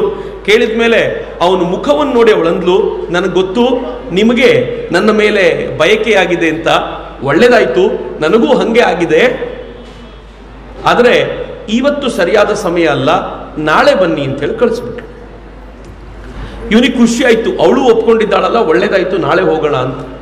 ಎಷ್ಟು ಚೆನ್ನಾಗಿದೆ ನೋಡಿ, ಸ್ವಾಮೀಜಿ ಎಷ್ಟು ಸುಂದರವಾಗಿ ಅದನ್ನು ಬಣ್ಣಿಸ್ತಾರೆ ಅಂತಂದ್ರೆ, ಒಬ್ಬಳೇ ಕೂತ್ಕೊಂಡು ಯೋಚನೆ ಮಾಡಿದ್ಲಂತೆ, ನನ್ನ ಮಾನ ಹರಣ ಆಗತ್ತೆ, ನಾನು ಭಗವಂತನಿಗೋಸ್ಕರ ಮೀಸಲಾಗಿರಬೇಕಾದವಳು, ಈತ ಬಂದು ಹೀಗೆ ಮಾಡಿದ್ರೆ ಏನು ಮಾಡಬೇಕು ಅಂತ. ತಕ್ಷಣ ಅವಳಿಗೆ ಅನ್ನಿಸ್ತು, ಅವನು ಇಷ್ಟಪಟ್ಟಿರೋ ದೇಹವನ್ನಲ್ಲ, ಈ ದೇಹದ ನಿಜವಾದ ಸ್ವರೂಪವನ್ನು ಅವನಿಗೆ ತೋರಿಸಬೇಕು ಅಂತ ಬೇದಿಯಾಗುವ ಮಾತ್ರೆಯನ್ನು ತಗೊಂಡ್ಳು. ಒಂದು ಹೊಂಡವನ್ನು ತೆಗೆದು ಬೆಳಗ್ಗಿಂದ ಸಂಜೆವರೆಗೂ ತಾನು ಅದೇ ಹೊಂಡದಲ್ಲಿ ಆ ಗಲೀಜನ್ನು ತುಂಬಿಸಿ ಕೊನೆಗೆ ಅದನ್ನು ಮುಚ್ಚಿಟ್ಲು. ಸಂಜೆ ಆಗೋ ವೇಳೆಗೆ ಅವಳ ಕಣ್ಣುಗಳೆಲ್ಲ ಗುಳಿಬಿದ್ದು, ಕೆನ್ನೆ ಎಲ್ಲ ಒಳಗೋಗಿ ದೇಹ ವಿಕಾರ ಆಗೋಗಿತ್ತು. ಯಾಕಂದ್ರೆ ಬೆಳಗಿಂದ ಸಂಜೆ ರಕ್ತಭೇದಿ ಆಗುವಂತ ಸ್ಥಿತಿ. ಏನ್ ಮಾಡೋದು? ಅವನು ಸಂಜೆ ಬಹಳ ಖುಷಿಯಿಂದ ಬೆಳಗಿಂದ ಕನಸನ್ನು ಕಾಣ್ತಾ ಸಂಜೆ ಆಗ್ತಿದ್ದಂತೆ ಬಂದು ನೋಡಿ ಗಾಬರಿ ಆಗ್ಬಿಟ್ನಂತ. ಅಯ್ಯಯ್ಯೋ ರಾಮ, ಏನಿದು ಹಿಂಗಿದೆಯಾ? ನಿನ್ನೆ ಎಷ್ಟು ಸೌಂದರ್ಯ ಇತ್ತು ನಿನ್ನೊಳಗೆ, ಇವತ್ತು ಹಿಂಗಾಗಿದೆಯಲ್ಲ. ಅವಳಂದ್ಲು, ನಿನ್ನೆ ನನ್ನೊಳಗಿದ್ದ ಸೌಂದರ್ಯವನ್ನೆಲ್ಲ ಹೊರಗಡೆ ಒಂದು ಹೊಂಡ ತೆಗೆದು ಮುಚ್ಚಿಟ್ಟಿದ್ದೀನಿ, ನೋಡ್ಕೊಂಡು ಬಾ ಅಂತ. ಇತರ ಸತ್ಯ ಈ ಬಹಳ ಜನಕ್ಕೆ ನಿಮ್ಗೆ ಹೆಂಗೆ ಅನ್ನಿಸ್ತಿದೆಯಲ್ಲ, ಈ ಕತೆ ಓದುವಾಗ ನನಗೂ ಹಂಗೆ ಅನ್ನಿಸ್ತು.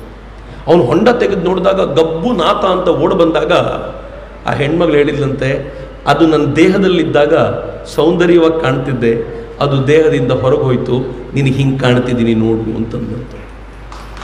ಭಾರತದ ಆಲೋಚನೆಯ ಶೈಲಿ ಇದು. ಅಕ್ಕ ಮಹಾದೇವಿ ತನ್ನನ್ನು ಕೆಡಿಸಲಿಕ್ಕೆ ಬಂದಂತ ಕಾಮಾಂಧನಾಗಿರುವಂತ ಕೌಶಿಕನಿಗೆ ಹೇಳ್ತಾಳೆ, ಮೂತ್ರದ ಕುಡಿಕೆಯ ಮೇಲೆ ಕಣ್ಣ ನಿನಗೆ, ಏನ್ ಮಾಡ್ಲಿಕ್ಕೆ ಹೊರಟಿದ್ದೀಯಾ? ಯಾವುದಕ್ಕೋಸ್ಕರ ಬದುಕಿದ್ದೀಯಾ? ಅದರ ಬದಲು ಭಗವಂತನನ್ನು ಅರಿಯುವಂತ ಪ್ರಯತ್ನ ಮಾಡಿದ್ದಿದ್ರೆ ನೀನು ಉದ್ಧಾರ ಆಗಿರ್ತಿದ್ಯಲ್ಲ ಅಂತ ಅಕ್ಕ ಮಹಾದೇವಿ ಹೇಳ್ತಾಳಲ್ಲ. ಇದು ಭಾರತ ಜಗತ್ತಿಗೆ ಕೊಟ್ಟಂತ ಚಿಂತನೆ. ಯಾವ ಇಂದ್ರಿಯಗಳ ಹಿಂದೆ ಓಡ್ತಾ ಓಡ್ತಾ ನಮ್ಮ ಬದುಕನ್ನು ಕಳ್ಕೊಳ್ತೀವೋ ಅದನ್ನು ಮೀರುವಂತ ಒಂದು ಶಕ್ತಿಯನ್ನ ಗಳಿಸಿಕೊಳ್ಬೇಕು ಅಂತ ಭಾರತ ಏನು ಹೇಳುವಂತ ಪ್ರಯತ್ನ ಮಾಡ್ತೋ ಅದನ್ನು ಇವತ್ತಿಡೀ ಜಗತ್ತು ತನ್ನದಾಗಿಸಿಕೊಳ್ಳುವ ಯತ್ನದಲ್ಲಿದೆ. ಹೀಗಾಗಿ ಭಾರತದ ಕಡೆ ಮುಖ ಮಾಡಿ ನಿಂತಿದ್ದಾರೆ. ನಾವು ಜಗತ್ತಿಗೆ ಯಾವತ್ತೂ ಕೇಡನ್ನು ಬಯಸಲಿಲ್ಲ, ಯಾವತ್ತೂ ಕೆಟ್ಟದನ್ನು ಮಾಡಲಿಲ್ಲ. ಜಗತ್ತಿನ ಹೆಚ್ಚು ಕಡಿಮೆ ಎಲ್ಲ ರಾಷ್ಟ್ರಗಳು, ಸಮರ್ಥವಾಗಿರುವಂತಹ ರಾಷ್ಟ್ರಗಳು ಮತ್ತೊಂದು ರಾಷ್ಟ್ರದ ಮೇಲೆ ಯುದ್ಧಕ್ಕೆ ಹೋಗಿದೆ. ಆದರೆ ಎಲ್ಲ ಸಾಮರ್ಥ್ಯವನ್ನ ಇಟ್ಟುಕೊಂಡು ಪಕ್ಕದ ಪಾಕಿಸ್ತಾನದ ಮೇಲೂ ಯುದ್ಧ ಮಾಡದೇ ಇರುವಂತ ಜಗತ್ತಿನ ಏಕೈಕ ರಾಷ್ಟ್ರ ಯಾವುದಾದ್ರೂ ಇದ್ರೆ ಅದು ನಮ್ಮ ಭಾರತ ಮಾತ್ರ. ಎಷ್ಟು ಹೆಮ್ಮೆಯ ಸಂಗತಿ ಇದು. ಸಾಮರ್ಥ್ಯ ಇರಲಿಲ್ವೇನು? ಪಾಕಿಸ್ತಾನ 4 ಬಾರಿ ಯುದ್ಧ ಮಾಡ್ಲಿಕ್ಕೆ ಬಂದಿದೆ, 4 ಬಾರಿ ಪಾಕಿಸ್ತಾನವನ್ನು ಸೋಲಿಸಿದ್ದೀವಿ. ಆದರೆ ನಾವು ಯಾವತ್ತೂ ಯುದ್ಧ ಮಾಡಲಿಲ್ಲ, ಅವರಾಗೆ ದಾಳಿ ಮಾಡಿದಾಗ ಮಾತ್ರ ಬಡ್ದಿದ್ದೀವಿ ಅವರನ್ನ. ಇದು ನಮ್ಮ ಸಾಮರ್ಥ್ಯ. ಇವತ್ತಿಗೂ ಈ ಸ್ವಾಭಿಮಾನ ಹೆಂಗಿದೆ ಗೊತ್ತೇ? ಹೆಂಗಿದೆ ಅಂತಂದ್ರೆ, ರಷ್ಯಾಗೂ ಉಕ್ರೇನ್ಗೂ ಜಗಳ ನಡೀತಾ ಇದೆ, ಯುದ್ಧ ನಡೀತಾ ಇದೆ. ನಾವೆಲ್ಲರೂ ಟಿವಿಯಲ್ಲಿ ಅದು ನೋಡಿ ನೋಡಿ ನೋಡಿ ನೋಡಿ ಸಾಕಾಗಿ ಹೋಗ್ಬಿಟ್ಟಿದೆ. ಪ್ರತಿನಿತ್ಯ ಟಿವಿಯಲ್ಲಿ ಉಕ್ರೇನ್ ಏನಾಯ್ತು, ಉಕ್ರೇನ್ ಏನಾಯ್ತು. ನಮಗೂ ಉಕ್ರೇನ್ಗೂ ಸಂಬಂಧವೇ ಇಲ್ಲ. ನಮಗೂ ರಷ್ಯಾಕ್ಕೂ ಹತ್ತಿರದ ಸಂಬಂಧ ಏನಲ್ಲ. ನಾವು ಏನು ಸೈದ್ಧಾಂತಿಕವಾಗಿ ಸಂಬಂಧ ಇರಬಹುದು, ಅಥವಾ ನಾವು ಫಾರಿನ್ ರಿಲೇಷನ್ ಇಂದ ಸಂಬಂಧ ಇರಬಹುದು, ಆದರೆ ಬಾರ್ಡರ್ ಸಂಬಂಧ ಇಲ್ಲ. ಆದರೆ ಅವರಿಬ್ಬರ ಯುದ್ಧ ಎಷ್ಟು ಜಗತ್ತಿನ ಚಿಂತೆಗೆ ಕಾರಣವಾಗಿದೆ ಅಂದ್ರೆ, ಜಗತ್ತೆಲ್ಲ ಏನು ಹೇಳ್ತಿದೆ ಗೊತ್ತೇನು? ಈ ಯುದ್ಧವನ್ನ ನಿಲ್ಲಿಸಬಲ್ಲ ಸಾಮರ್ಥ್ಯ ಯಾರಿಗಾದ್ರೂ ಇದ್ರೆ ಅದು ಭಾರತಕ್ಕೆ ಮಾತ್ರ ಇದೆ ಅಂತ. ತಮಾಷೆ ಮಾಡ್ತಿಲ್ಲ, ಸತ್ಯ ಹೇಳ್ತಿದ್ದೀನಿ. ಜಗತ್ತಿನ ಎಲ್ಲ ರಾಷ್ಟ್ರಗಳ ಜನ ಕಳೆದ ಕೆಲವಾರು ತಿಂಗಳುಗಳಲ್ಲಿ ಜರ್ಮನಿಯಿಂದ ಜನ ಬಂದೋಗಿದ್ದಾರೆ, ಇಂಗ್ಲೆಂಡ್ನಿಂದ ಜನ ಬಂದಿದ್ದಾರೆ, ಇಂಗ್ಲೆಂಡಿನ ಪ್ರಧಾನಮಂತ್ರಿ ಸದ್ಯಕ್ಕೆ ಬರಲಿಕ್ಕಿದ್ದಾರೆ, ರಷ್ಯಾದವರು ಬಂದೋಗಿದ್ದಾರೆ, ಅಮೆರಿಕಾದ ಅಧ್ಯಕ್ಷರೊಂದಿಗೆ ಈ ದೇಶದ ಪ್ರಧಾನಿಯ ಮಾತುಕತೆ ನೇರ ನಡೆದಿದೆ. ಸಾಮಾನ್ಯವಾದ ಸಂಗತಿಯಲ್ಲ. ಹೆಂಗ್ ನಡೆದಿದೆ ಅಂತಂದ್ರೆ, ಈ ದೇಶವನ್ನ ಜನ ಧಾವಿಸಿಕೊಂಡು ಹುಡುಕಿಕೊಂಡು ಬಂದು ನೀವು ಮನಸ್ಸು ಮಾಡಿದ್ರೆ ಈ ಯುದ್ಧವನ್ನ ತಡಿಬಹುದು ಅಂತ.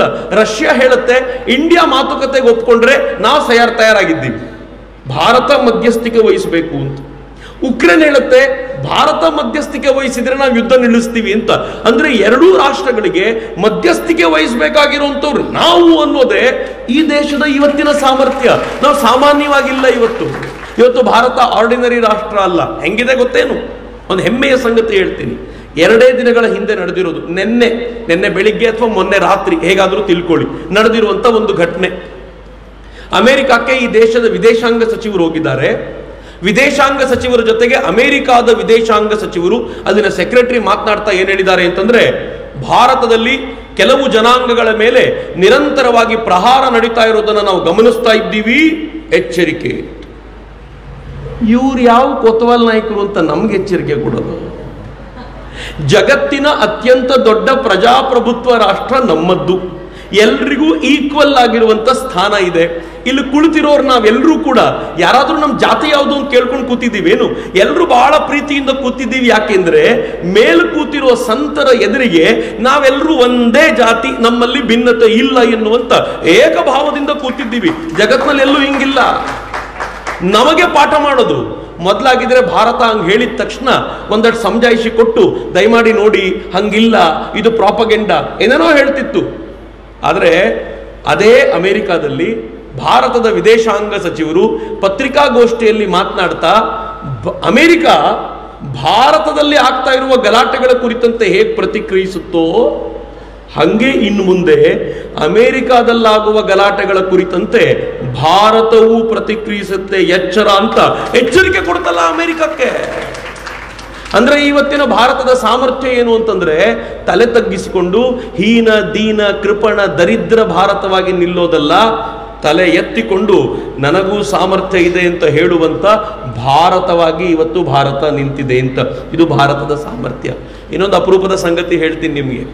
ಮುಂದೆ ಸ್ವಾಮೀಜಿ ಮಾತನಾಡಬೇಕಾಗಿದೆ, ಅದಕ್ಕೋಸ್ಕರ ನಾನು ನಿಲ್ಲಿಸಬೇಕು, ಇಲ್ಲದೆ ಹೋದರೆ ನಾನು ನಿಮ್ಗೊಂದು ಇನ್ನೊಂದೆರಡು ಘಟನೆ ಹೇಳಬೇಕು. ಒಂದು ಘಟನೆ ಅಂತೂ ಎಷ್ಟು ಸುಂದರ ಅಂತಂದ್ರೆ, ಏಪ್ರಿಲ್ 5ನೇ ತಾರೀಕು ಒಂದು ವರದಿ ಬಂತು. ಅದು ಕೊಟ್ಟಿದ್ದು ಯಾರೋ ಭಾರತೀಯರು ಕೊಟ್ಟಿರೋದಲ್ಲ, ಇಂಟರ್ನ್ಯಾಷನಲ್ ಮಾನಿಟರಿ ಫಂಡ್ IMF ನವರು ವರದಿ ಕೊಟ್ಟಿದ್ದಾರೆ. ಭಾರತದಲ್ಲಿ ಬಡತನ ಎಷ್ಟಿತ್ತು ಅಂತಂದ್ರೆ, ಮೊದಲು ಅತ್ಯಂತ ಹೆಚ್ಚಿತ್ತು. ಕರೋನಾ ಬಂದಾಗ ಜಗತ್ತಿನ ಎಲ್ಲ ರಾಷ್ಟ್ರಗಳಲ್ಲೂ ಬಡತನ ಜಾಸ್ತಿಯಾಗಿದೆ. ಆದರೆ ಭಾರತದಲ್ಲಿ ಮಾತ್ರ ಕರೋನಾ ಟೈಮಲ್ಲಿ ಬಡತನ ಕಡಿಮೆಯಾಗಿದೆ. ಹೀಗೆ ಬಡತನ ಕಡಿಮೆಯಾಗಿರುವಂತ ರಾಷ್ಟ್ರ ಭಾರತ ಅಂತ ಇಂಟರ್ನ್ಯಾಷನಲ್ ಮಾನಿಟರಿ ಫಂಡ್ ರಿಪೋರ್ಟ್ ಮಾಡಿದೆ.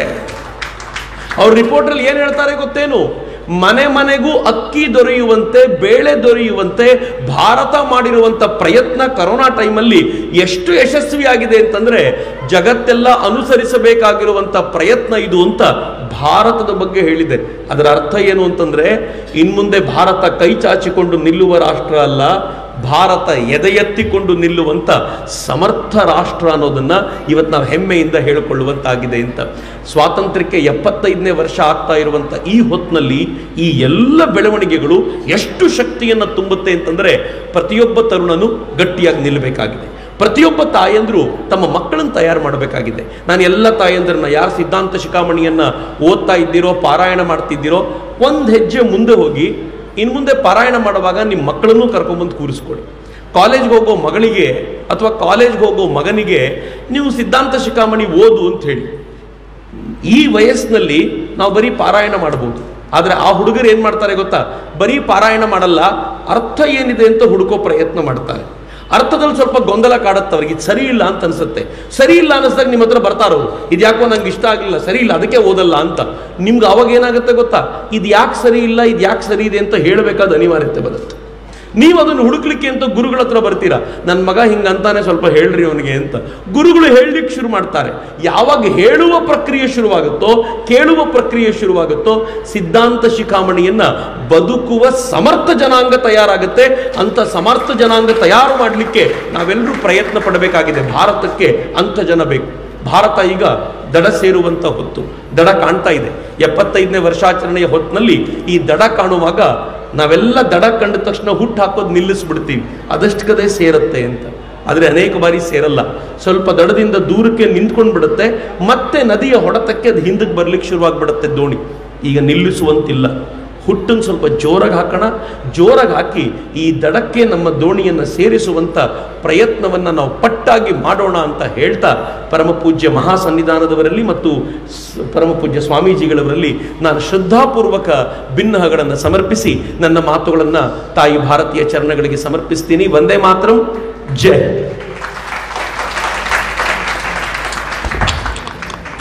ಇಲ್ಲಿಯವರೆಗೂ ನಿಮ್ಮೆಲ್ಲರಿಗೂ ರಾಷ್ಟ್ರೀಯತೆಯ ಭಾವನೆ ಕುರಿತಾಗಿ, ಈ ನೆಲದ ಸಂಸ್ಕೃತಿಯ ಕುರಿತಾಗಿ, ಈ ನೆಲದ ಧರ್ಮದ ಕುರಿತಾಗಿ ತಿಳಿಸ್ತಾ ನಮ್ಮೆಲ್ಲರಿಗೂ ರಾಷ್ಟ್ರೀಯ ಪ್ರಜ್ಞೆಯನ್ನು ಜಾಗೃತವನ್ನು ಮಾಡಿದ್ದಾರೆ ಚಕ್ರವರ್ತಿ ಸುಲಿಬೇಲೆ ಅವರು.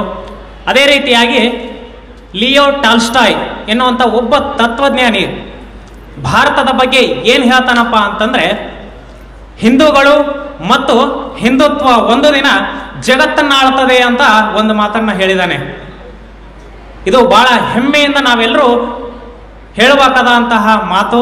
ನಮ್ಮ ಮಕ್ಕಳಿಗೆ, ನಮ್ಮ ಮನೆಯವರಿಗೆ ಎಲ್ಲರಿಗೂ ಈ ವಿಚಾರವನ್ನು ತಿಳಿಸ್ಬೇಕು ಅಂತ ಒಂದು ಶಕ್ತಿಯನ್ನ ಈ ನೆಲದ ಸಂಸ್ಕೃತಿ, ಇಲ್ಲಿನ ಧರ್ಮ ಹೊಂದಿದೆ ಅಂತ ತಮ್ಮ ಪ್ರವಚನ, ತಮ್ಮ ವಿಶೇಷ ಉಪನ್ಯಾಸದುದ್ದಕ್ಕೂ ತಿಳಿಸಿದಂತಹ ಚಕ್ರವರ್ತಿ ಸುಲಿಬೇಲೆ ಅವರಿಗೆ ನನ್ನ ಅನಂತ ನಮನಗಳನ್ನು ಸಲ್ಲಿಸುತ್ತಿದ್ದೇನೆ. ಅದೇ ರೀತಿಯಾಗಿ ಈಗ ಪೂಜ್ಯ ಜಗದ್ಗುರು ಮಹಾಸನ್ನಿಧಿಯವರ ಆಶೀರ್ವಚನ ನಡೆಯಲಿದೆ. ಅದೆಲ್ಲರೂ ಕೂಡ ಸಾವಧಾನದಿಂದ, ಸಮಾಧಾನದಿಂದ ಕುಂತು ಕೇಳಬೇಕಂತ ತಮ್ಮೆಲ್ಲರೂ ವಿನಂತಿಸಿಕೊಳ್ತಾ ಇದ್ದೇನೆ. ಗುರುಗಳಿಗೂ ಕೂಡ ನನ್ನ ವಿನಂತಿಗಳನ್ನ, ಭಕ್ತರಿಗೆ ಆಶೀರ್ವಚನವನ್ನ ದಯಪಾಲಿಸಬೇಕಂತ ಕೇಳ್ಕೊಳ್ತಾ ಇದ್ದೇನೆ.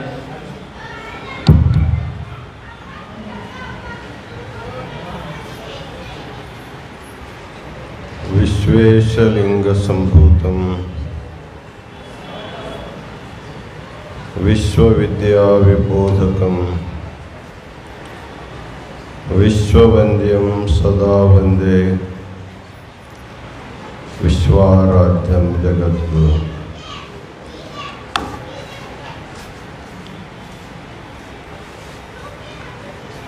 काशी ज्ञान सिंहासन के सनातन गुरु परंपरा को अनंत प्रणिपात समर्पित करते हुए आज के इस धर्म सभा में अपना मंगलमय धर्म संदेश दिए हुए डॉक्टर मल्लिकार्जुन शिवाचार्य स्वामी जी,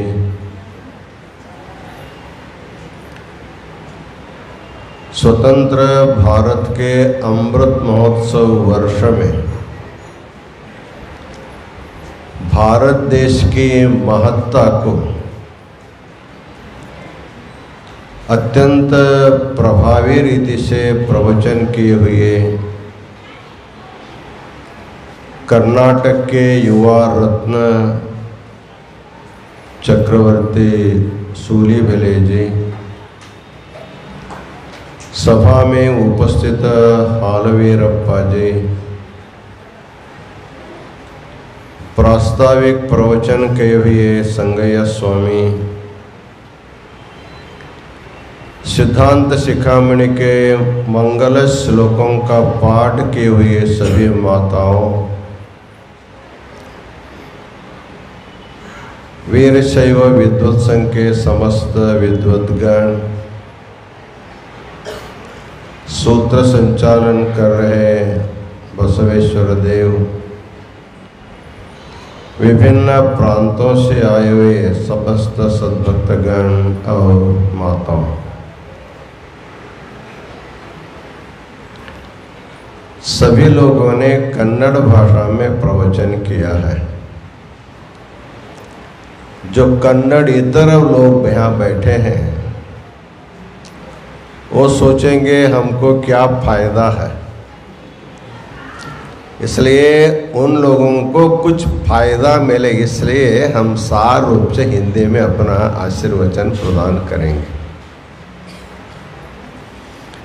हमारी हिंदी बहुत सरल है, जिसको हिंदी नहीं आता उसको भी समझ में आने वाली हमारी भाषा है।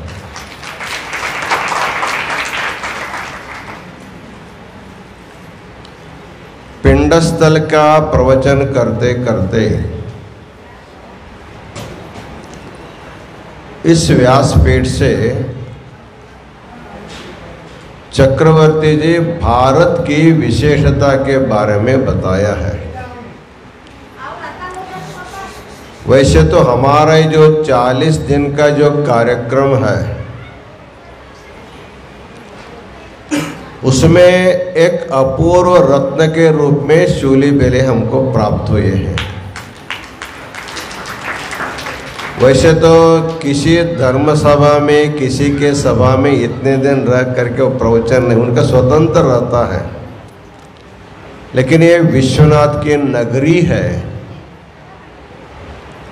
और जंगमबाड़ी मठ में सभी प्रांत के सभी धर्म के लोग यहाँ आते हैं। यहाँ से दिया हुआ संदेश संपूर्ण देश में जाला जाती। इस उद्देश्य से अपने सहयोगियों के साथ 4-5 दिन का निवास शूली बेले जी का जंगमबाड़ी मठ में, जितना दिन उनका निवास है उतना दिन हम लोग उनका प्रवचन का लाभ उठाते रहेंगे और वो देते रहेंगे, ऐसे हम उनको मंगलमय कामना करते हैं। सचमुच देखा जाए पूरे विश्व में भारत के जैसा देश आपको कहीं देखने को नहीं मिलता है। केवल इसको आत्म प्रशंसा नहीं मानना, हर एक व्यक्ति अपना वर्णन आप करता है, लेकिन हम केवल अपना समझ करके नहीं कर रहे हैं, उसकी विशेषता के बारे में हमको जानना चाहिए।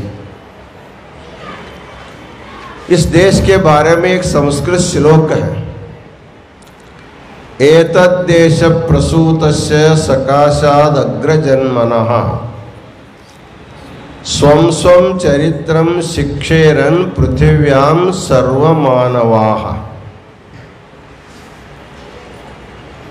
देखिए, प्रत्येक आदमी के शिक्षण में चारित्रिक शिक्षण सबसे बड़ा माना जाता है। आप बहुत कुछ जानते हैं, लेकिन आपका चरित्रहीन है, आपका ज्ञान का कोई महत्व नहीं रहता। इसलिए चारित्र सबसे श्रेष्ठ माना जाता है।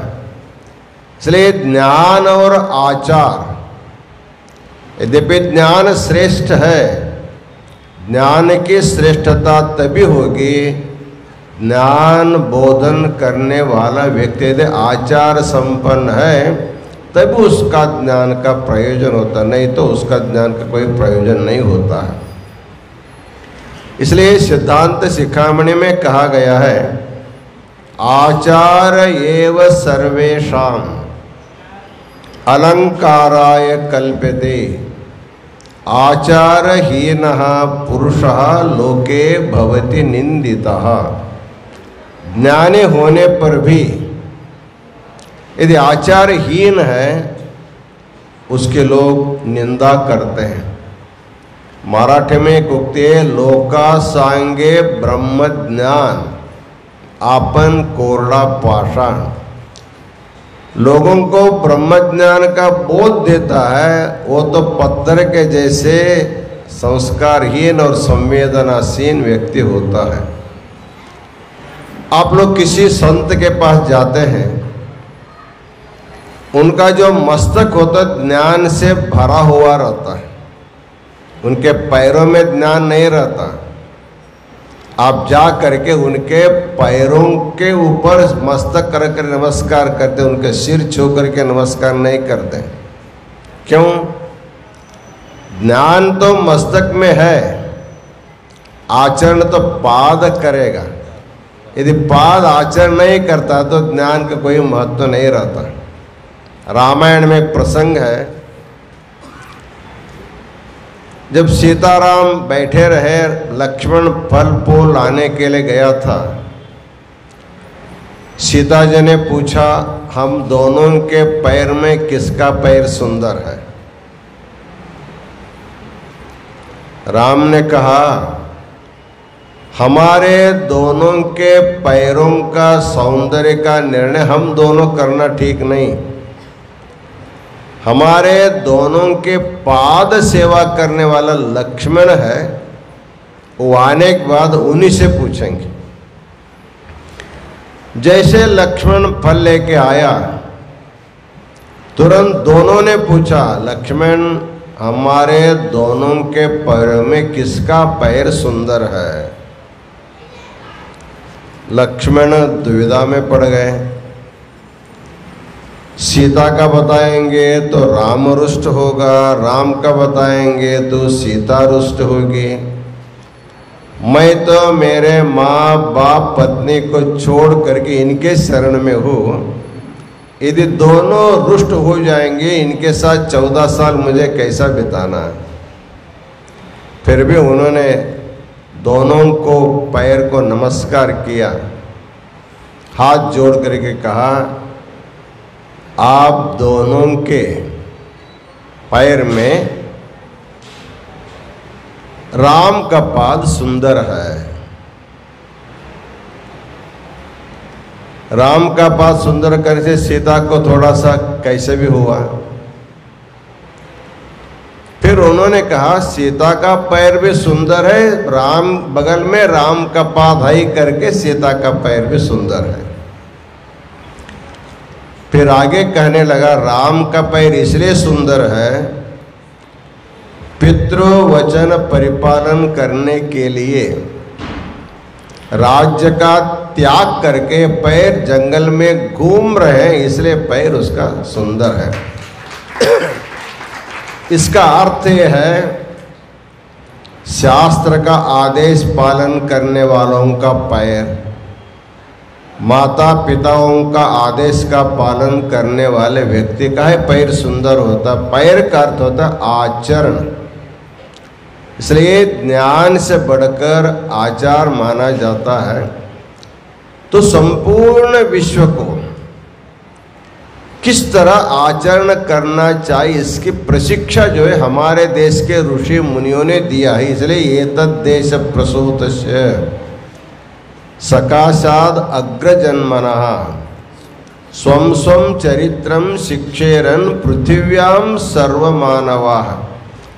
संपूर्ण भूमंडल में जितने मनुष्य समाज है, उन सबको आचार विचार सदाचार का प्रशिक्षण देने वाला देश भारत देश होने के कारण भारत सबसे श्रेष्ठ देश माना जाता है।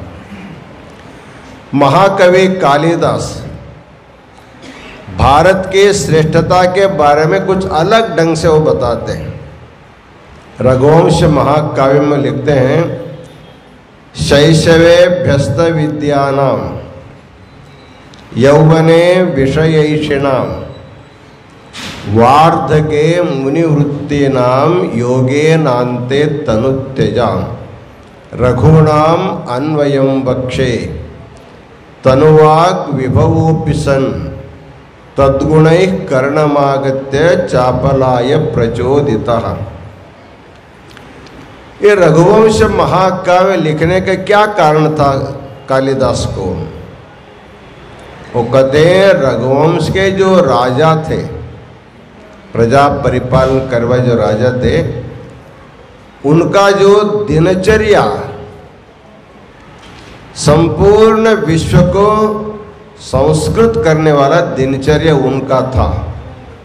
वो कहते हैं शैशवे व्यस्त विद्यानाम, मनुष्य का जीवन कैसे होना चाहिए इसके बारे में बताए थे। बाल्यावस्था में सबको अध्ययन करना चाहिए। यौवने विषयेषिणा, तारुण्यावस्था प्राप्त होने के बाद अपने वंश की वृद्धि के लिए गृहस्थ आश्रम का स्वीकार करना है दूसरा संस्कार है। एक बार गृहस्थ होने के बाद मरने तक गृहस्थ ही रहना नहीं। बुद्धे शैशवे व्यस्त विद्यानाम यौवने विशेषणाम वार्धके मुनिवृत्तीनाम। गृहस्थ आश्रम के बाद एक आश्रम, उसको वानप्रस्थ हम लोग कहते हैं। उस समय अपने मन के सारे स्थितियों को मौन रख करके अंतरंग में वो साधना करता है। अंत में बताते योगेन अन्ते तनुत्यजाम, योग मार्ग से शरीर छोड़ने वाले जो संस्कृति है वह भारत की संस्कृति है। पहला अध्ययन करो, दूसरा गृहस्थ बन करके वंश का उद्धार करो, तीसरा वानप्रस्थ आश्रम से मौन होकर के अंतरंग के साधना करो, अंत में शरीर छोड़ना हो तो योग मार्ग से शरीर छोड़ने का जो देश है वह भारत देश है। लेकिन यहाँ भी विकृतियाँ आ गई। योग मार्ग से शरीर छोड़ने के बजाय रोग मार्ग से शरीर छोड़ने की पद्धति यहाँ भी आ गई है। वैसे तो पहले जमाने में एक वैद्य सभी रोगों के ऊपर उपचार करता था। गांव में एक डॉक्टर रहता था, सभी रोग उनके पास जाते थे। उस समय रोग भी कम रहे होंगे, अब रोग इतना बढ़ रहे हैं। एक रोगी को एक डॉक्टर से रोग सभी समाप्त नहीं होते, बहुत से डॉक्टरों के पास जाना पड़ता है। हम विनोद में कभी कभी कहते हैं पहले ज़माने में दांतों का डॉक्टर एक रहता था, अभी नीचे के दांतों का डॉक्टर अलग, ऊपर के दांतों के डॉक्टर अलग, पीछे के दांतों का डॉक्टर अलग, सामने के दांतों का डॉक्टर अलग। एक दांत को दिखाने के लिए 10-20 डॉक्टर के पास जाना पड़ेगा आगे आगे, अभी तो नहीं है। तो इसका कारण क्या है? पहले हमारे देश में गृहस्थों को 8-8 बच्चे होते थे। 8 बच्चों को एक डॉक्टर देखता था। अब हमारे घर में एक ही बच्चा है, उसको देखने के लिए 8 डॉक्टर चाहिए तुमको, और 8 से भी ज़्यादा लगता है। तो कहने का तात्पर्य इतना ही है, हमारे देश जो भारत देश है, हमारे जो संस्कृति है, जीवन जो शैली है, ऐसे 4 आश्रम पद्धति से इसी जन्म में योग मार्ग से मुक्ति पाने का जो संस्कृति है वो भारत के सिवाय किसी दूसरे देश में नहीं है। इसलिए भारत देश महान जो हम लोग बोलते हैं, आज से नहीं, ये 75 साल से नहीं, जब से विश्व का निर्माण हुआ है, जब से भारत भूमि का लोग हमारे ऋषि में निवास करने लगे, तब से भारत विश्व में सबसे श्रेष्ठ है, सभी विश्व का गुरु के रूप में विराजमान है। ऐसे भारत देश के आधुनिक ज्ञान के बारे में चक्रवर्ती जी ने बहुत सुंदर ढंग से अपना विचार प्रस्तुत किया है। वैसे तो दिन भर बोलते रहेंगे तो उनका भारत की महिमा समाप्त नहीं होता है, फिर भी समय सीमा को देखते हुए उन्हें बहुत सुंदर ढंग से अपना विचार व्यक्त किया है।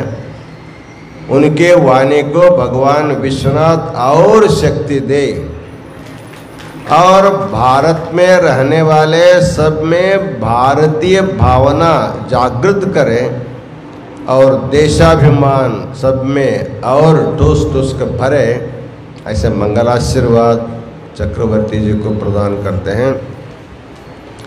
हमारे स्वामी जी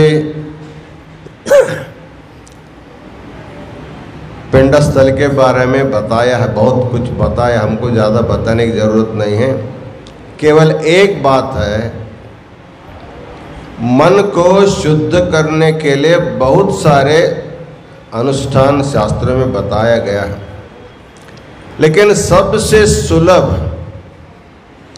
सबके साथ एक ही उपाय है, भगवान का नाम स्मरण। जपतो नास्ति पातकम, सबसे सुलभ साधन, अब सबसे प्रभावी साधन जप माना जाता है। इसलिए वचन कौरंग का उदाहरण उन्होंने दिया कि अलग अलग प्राणियों में भगवान ने अलग अलग शक्ति दिया है। वायु का गुण समझना, माधुर्य गुण समझने के लिए प्राणियों में अलग अलग शक्तियां हैं, लेकिन मनुष्य में वो कोई शक्ति नहीं है। केवल भगवान का स्मरण करने का जो शक्ति वो केवल भगवान मनुष्य को दिया है। इसलिए उसी का उपयोग करके मन को शुद्ध करना चाहिए। हमारे सारे माताएं जो सिद्धांत शिखामणि के जो पारायण, वो भी एक प्रकार का जप ही है। इसको शास्त्र महामंत्र कहा जाता है। सिद्धांत शिखामणि हो,